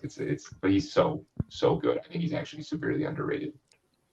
Yeah, I don't want to just like not talk about Pascal, like right, but he's kind of in a similar vein as guys like DeMar DeRozan, who we mentioned briefly, like on the small forward episode. Like we kind of know what he is, and it's like anything that we'd be saying about him would just be kind of like maybe obvious, but at the same time, he's very good though. He's a very underrated player, by the way. I think he's underrated too. In the season he had is underrated. He just like low key had his best season. Yeah. Yeah. I was just saying he improved his playmaking numbers and decreased his turnovers. Yep. And nobody gave a shit. No. That's what happens when you play for the Raptors. He shot 48. 32. He had a dip in 3, but other than that, he was top of his top 3 in his career and like all percentages. I had him at number 5. He had a really good year overall, and also the last few years have been really good. Clear-cut number 1 on his team. Hasn't had much offensive support, but still has helped them win games and be like pretty much the only. Like Fred VanVleet had a horrible season last year, so like he was like the only stable offensive option on the entire roster, and he still produced with everyone knowing that the ball was going to him. He also played the most games in his career since 2018-2019 season. Yeah. Which is step up. But I just think there's some inconsistencies with him. You know what I mean? Like he just doesn't provide that night in, night out. But yeah, there are some inconsistencies for sure. Also, like he played a ton of minutes last season. Like Nick Nurse, he plays those guys a ton. Like I remember pretty much all of this last season and the year before that, he was just like, all right, we're running a 7-man rotation and we're just going to do it the whole year. And that's what happened again. Pascal played like 38 minutes a game, a ton, but had a really underrated and good year. But the minutes actually didn't really affect his efficiency, which says something because not a lot of players can scale up the minutes they play. Because I actually think minutes are actually a lot harder to deal with than touches. Every player is going to love to get more touches and get more comfortable into the game. It's actually the fact that it's the cardio of playing the extra minutes with those touches that makes it hard to scale up. And Pascal scaled up almost effortlessly. Yeah, which is there's really a reason Giannis only averages like 28 minutes a game. Yes. I had him at number 5, just because I think of the consistency that he held throughout the year, and being like, as well as staying healthy and taking a playmaking step and limiting the turnovers and just the stability he's played with throughout the year compared to with a roster that was one of the most volatile rosters. That was like a competitive team, like offensively, like complete Mount Everest to like valley at every single game. Like it was really hard to watch a lot of the year. And he was the one, factor that kind of just stayed steady throughout that all. So he was also playing out of position for a little bit. They had him playing some center minutes, which is like he had to play center minutes before the trade deadline, which is gross because it's not very gross. Okay, so then at number 5. Well, you just did your 5, right? Yeah, that was my 5. I had Zion at 6. My 5. Okay. Zion is my 5. Zion is also my 5. Okay, then let's talk about Zion. I just dropped him a few spots because of a spot or two because of the injuries. But even then, like the beginning of the year, number 1 seed, averaging like 27, like was one of the best offensive engines, playmaking and scoring rise. Yeah. And he also he was playing good defense at the beginning of the year as well. That was my big point, is that his defense actually looked solid. Like literally a top 5 MVP candidate at one point.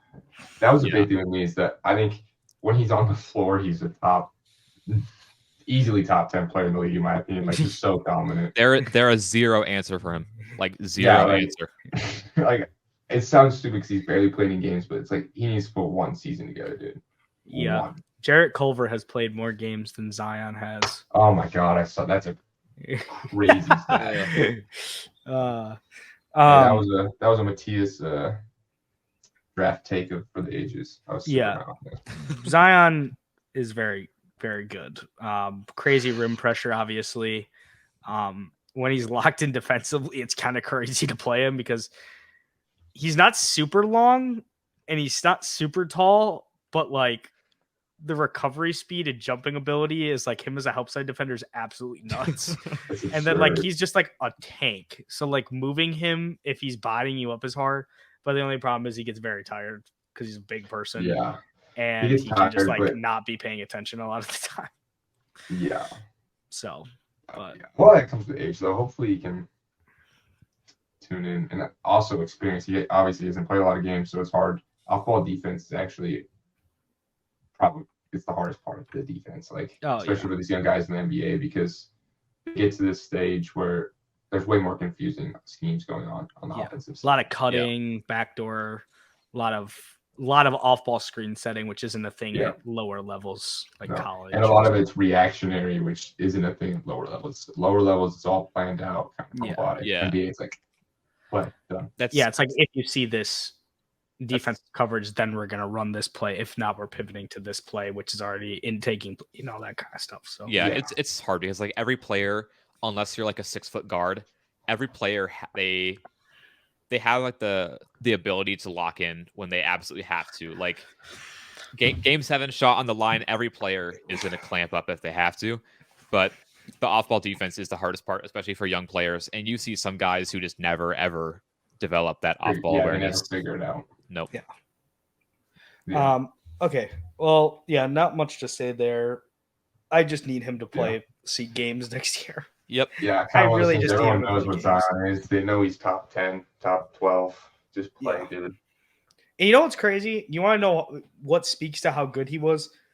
All-star starter with being out a month and a half going into the All-Star season. All-Star game.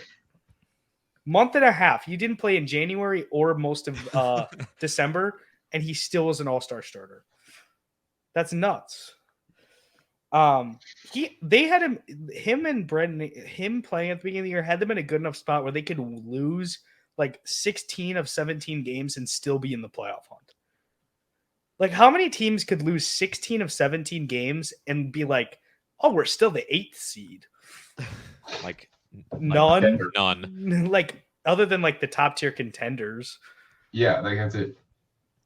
Like, it was a legitimate discussion at the beginning of the season if they would be like a conference finals type team when they were. I thought they would be. I thought it was going to be them and the Nuggets. Yeah, I honestly think next year, if they can get a healthy season with all 3 of their guys, CJ, Ingram, and Zion, I think they'll surprise some people because people don't realize all 3 of those guys are struggling with injury. CJ played through I believe it was a labrum tear. Mm-hmm. For a very long time. The shoulder. Yeah, and that was literally just because necessity. They were already Ingram was dealing with injury, Zion was dealing with injury. It's just like they needed him to play. They needed him to play, and it's like, of course he looked bad. He's a 3rd option playing like the 1 option with a bum shoulder, and it's like, I guess you could have said tank and invest in Trey Murphy or whatever, but I don't know. I think a lot of these young guys, even then, it's actually better to have CJ play that primary role and help through it as a veteran, because So that's a good example, number one. Yeah. Number two, Trey Murphy, Herb Jones, Alvarado, all those guys aren't going to be one options. Yeah. So resting CJ and making them one options for when all of them come back is just going to create tension. You know what I mean? Yeah. Have them play their tertiary roles. Ultimately, what's like, yeah, if you want to develop as an offensive player, you need touches, right? You need to get yours, but winning cures everything. Like the real best way to develop young talent and to mold them into the players that they could be with their potential is by playing meaningful playoff basketball. That's competitive environments. That's really what molds players from the early stages in their career. And you see a lot that the guys who never get that, when it's time to actually, when they're in their prime, like in the prime years, and they don't have that experience, they can't put it together. No, they can't. Yeah. Yeah. All right. Well, then we can get to the next guy. Number 4. I had Jimmy, which is the weirdest person on this list to be listed as a power forward. Yeah. I really think it's because there's long stretches of the year where they just didn't have a power forward on the roster, so he had to play so many minutes at power forward, like in the middle of the game, because they didn't have any, like, because they were I think there was a portion where they were starting like 2 bigs, but like, or like Caleb Martin was starting at the 4. Yep. But he wasn't actually playing the 4 throughout the game. Yeah, it was just a starting spot. Before they had Kevin Love too, it was just like that was their only option, really. And I also have Jimmy Butler at 4. I do as well. Everyone knows who Jimmy Butler is. Also, playoff run, buddy. Amazing. No, it wasn't. Fakest good playoff run I've ever seen in my life. My goodness. After that first round series, it was just like a good playoff run. I mean, before his ankle turned into mush, it was still really good. And even then, he was playing on that thing was nasty. Yeah. Also, I think if you look at most playoff runs, there's usually outlier. The playoff runs where people get better later into the run, that's an outlier. Usually it slowly drops. So my guy did that. Also, those are one of the greatest playoffs. Yeah, it's like a top 5 playoff run of all time. Yeah. Also, Heat fans, you better hope that Dame's coming, because if not, that team is going to be bad. That team is cooked. That team is cooked. But yeah, tough shot maker, one of the best for guys to get to the free throw line in the NBA as well. Oh yeah. But he just gotta. Honestly, he needs to, like, Jimmy, for me, like, I need him to try in the regular season, like, for once, please. Like, I just, it's frustrating because, like, it's like, I know how good you could be listed as, but like, or like how good your accolades could be, but you just don't care. Yeah.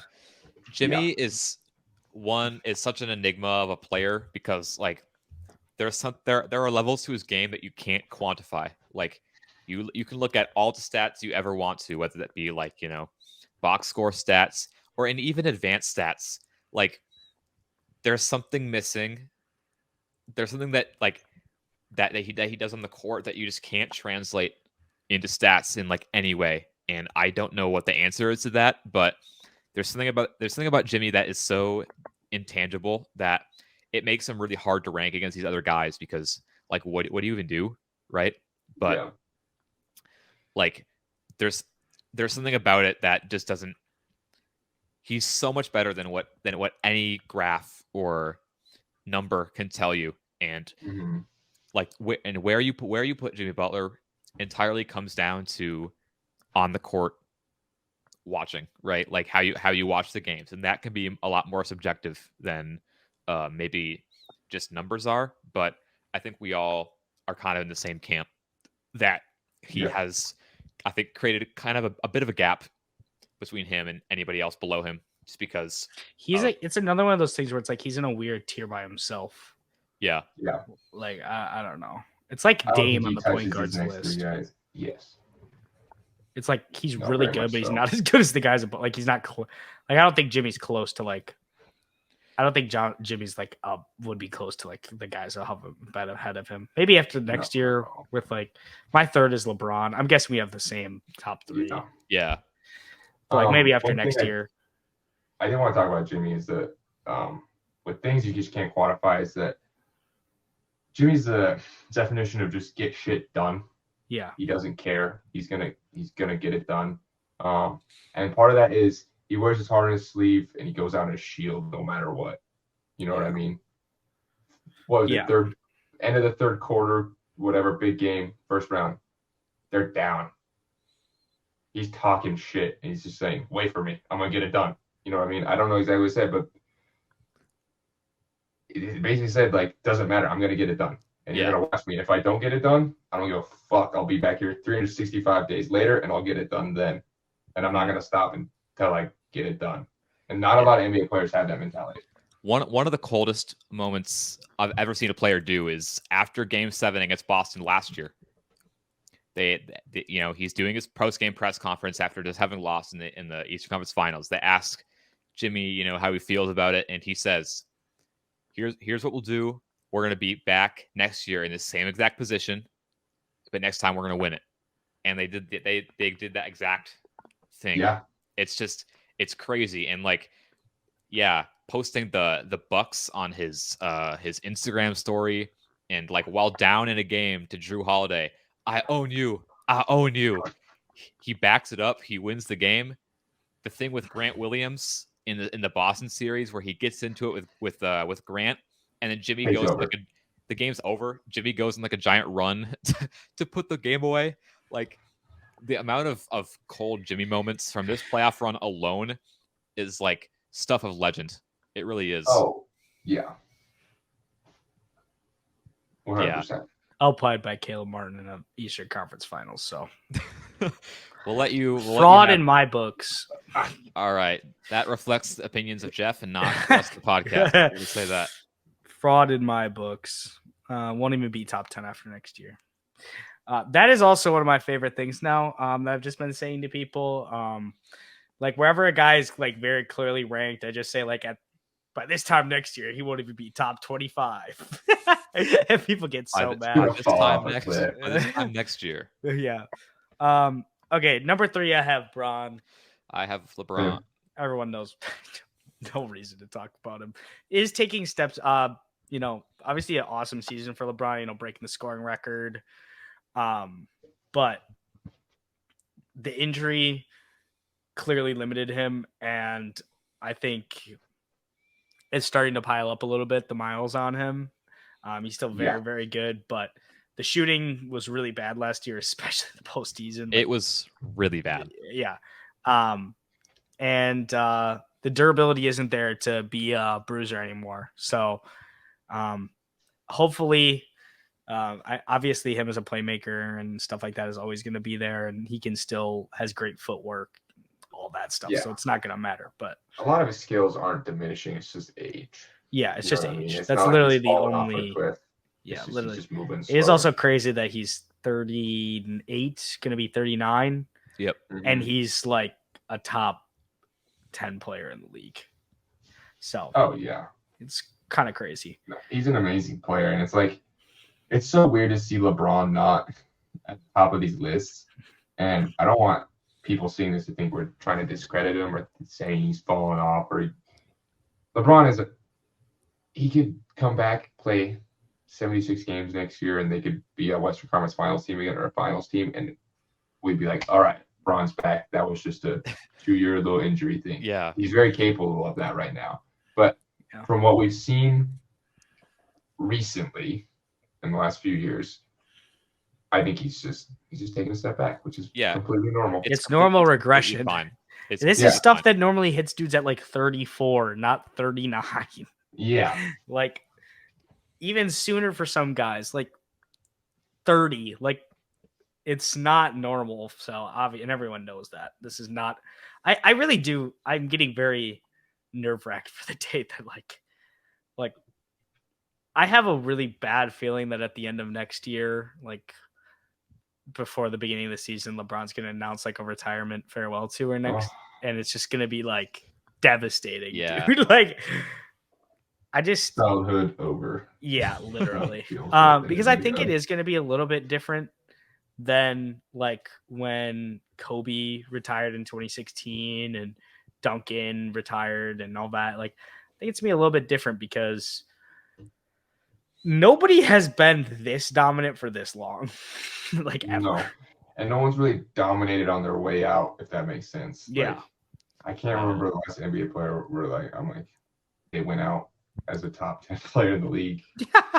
Yeah. At like 40, like at 40. There's a difference between going out when like you're still good. Like Tim Duncan in his last season was like still good, a capable basketball player, but yeah, like he just knew that I'm gonna go out right now before it gets ugly. I'm not gonna overstay my welcome.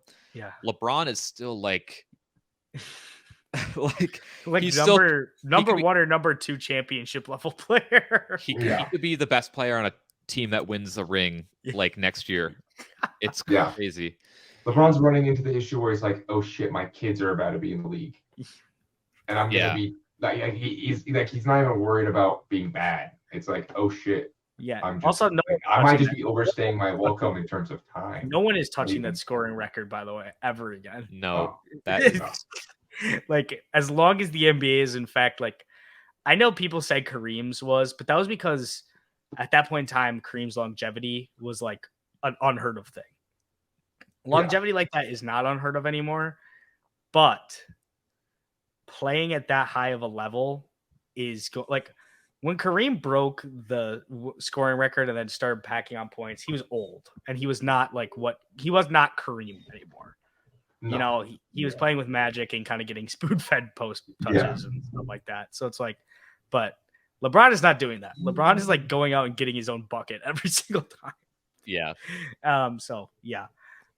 Number 2, then I have KD. I've got KD. Yep. Great player, always injured though right now, which is it's just eventually that needs to start being talked about. By the way, like that dude misses a lot of games.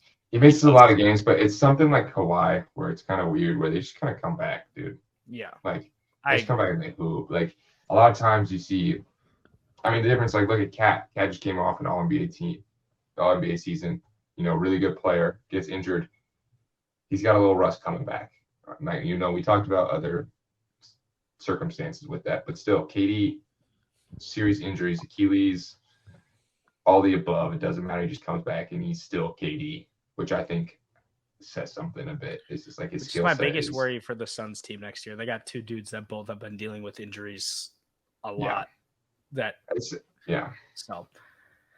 All right. I think KD's skill is just unwavering. I think it's just kind of obvious. You know what I mean? Yeah. Yeah. And then number 1, Giannis. That's come on. Undisputed. Yeah. We don't really need to talk about it really at this point.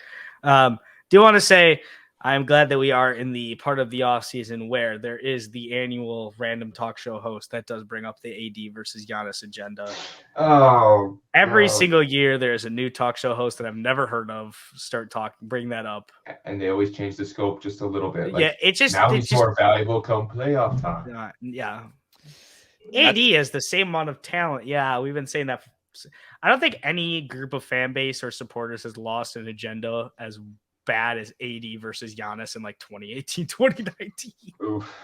Yeah. Like it's honestly pathetic for people that are still talking about this. I'm not gonna lie, 2020 bubble, I was kind of on the AD. Yeah, that's side like a bit. Giannis's worst appearance I've ever seen. But that was when Giannis AD was coming off of the most dominant regular season of all time. Didn't he just win a MVP in a depoy that year? Yeah. Wasn't that his double year? Yeah. And I think that team was not built for the bubble at all. No. Giannis was too young to have the maturity to lead that team through the bubble and the issues that were happening. Yeah. Bubble teams thrived with like catch and shoot shooters just because of the depth perception, and they didn't have a lot of shooters. Eric Bledsoe. Yep. That's enough. That team was on pace for, by the way, if anyone ever doubts that regular season, on pace for 70 wins. 70 win team. Would have been a 70 win team. Best defense in the NBA and like a top 10 offense in the NBA. Yeah. Both anchored by one person. One thing I did want to talk about Giannis, though, is career high in points. Like, as stupid as it sounds, he's, again, improved offensively. And Giannis? I think, yeah, he has. Oh, yeah. I think he's taking steps back in terms of efficiency with his jump shot, but production-wise, he produced more than ever. Highest usage in the NBA last year, which has never been his thing. No, never been his thing. And a lot of that was due to circumstance. Like, I don't think that'll be a thing next year at all. But I think people fall in love with this skill set thing, or variety. You know what I mean? Versatility offensively. Yeah. And in terms of where they location where they shoot the ball. And I'm like, Giannis is still getting high level twos in very different ways in the post with his post footwork, which I think is actually very elite. And I think it's very underrated. People don't give him credit. I'll say it again. I'm pretty sure I've said this on this pod. I don't like the Hakeem Joel Embiid comparison. I think Giannis is actually easily the new age Hakeem, and people don't credit his footwork because he's a little too physical. Clunky. You know what I mean? It is clunky. Clunky. It is clunky, but it's clunky, good. but it's a good clunky. It's not a bad. Yes. It's clunky because there's never been a player that's been built like him that moves like him from all areas of the court. Literally never in the history of the NBA. No. Like, unless you're talking about rookie first 3 years Shaq before he put on a ton of weight and built up a ton of muscle. But even then, he still wasn't. He wasn't what he's not. He was never ever doing what Giannis has been doing. Nobody has. Nobody has. Yeah, I like to call Giannis. I like to call chunky butter. You know what I mean? Chunky butter. He's smooth, but it's ooh. Yeah. Not too. There's some bad texture in there when you're watching. Which I definitely get behind. But yeah. So that's the top 10 power forwards list. I think a lot of it was kind of just whatever you value. I think there's a lot of these guys that are around similar levels. I don't think there's big gaps between a lot of these until you the top is very separated into very clear levels, and the bottom is all guys that are around the same level, in my opinion, 8 through 10 to the honorable mentions.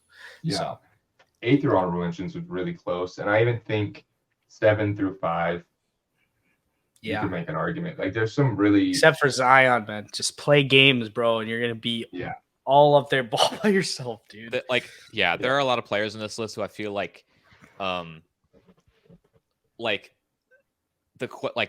the questions are complicated with, right? Evan Mobley, tons of questions. They're complicated. Cat, a lot of questions. They're complicated.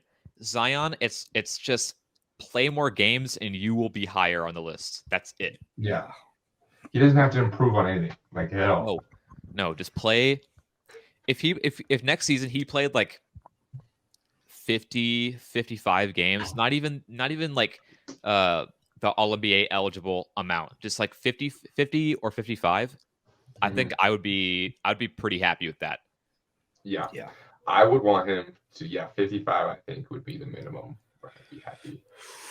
I'm upset about that 62 games or 60 game minimum? 65. That's so high, dude. It's high. Players just don't play that. Yeah. They don't do that anymore. No. Well, Zion's highest played year was 2020, 2021. He played 61 games. Well, that was a shortened season, too. But he played...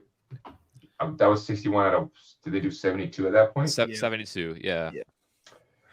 So if he could only miss 11, if he could play 71 games next year, that would obviously that's dream world. But if he could only miss, I'm telling you, if he plays 71 games, it's MVP. Their top 3 seed. Literally, Zion Williamson will have an MVP if he has a fully healthy year. Yes, that's it. And I think if both those guys aren't healthy, I think you could be looking at some trades in New Orleans. They were even rumored. It's already close. The front office is kind of already over. I feel like. And they have Trey Murphy, so they could hopefully develop him. I keep saying this. I think there's a lot of teams that could do the OKC type rebuild. have a young star on the roster already, or acquire a young star and develop them next to veterans and get a few picks. And there's a few that come to mind. Philly with Maxey, if both their guys want out, we'll let Tobias Harris, maybe bring Tobias Harris back as a veteran guy and a lower contract.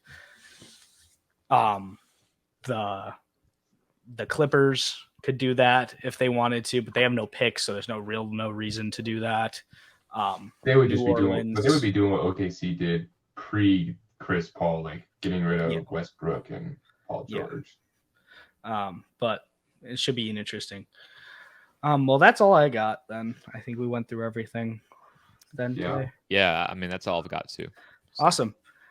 All right. Well, appreciate everyone tuning into Power Forwards list. We'll be back next week with our centers list to wrap that position ranking up, the position rankings up, and then we'll be going forward from there. Keep an eye out on the next week. If any of us might be releasing some videos coming out throughout the week, all that kind of stuff. Then down below, do all the good stuff that you should do. Follow us on socials. Follow our channel account on socials. Subscribe, like, comment, drop down any disagreements or agreements you have with our lists. And, everyone have a good one. Peace out. Peace.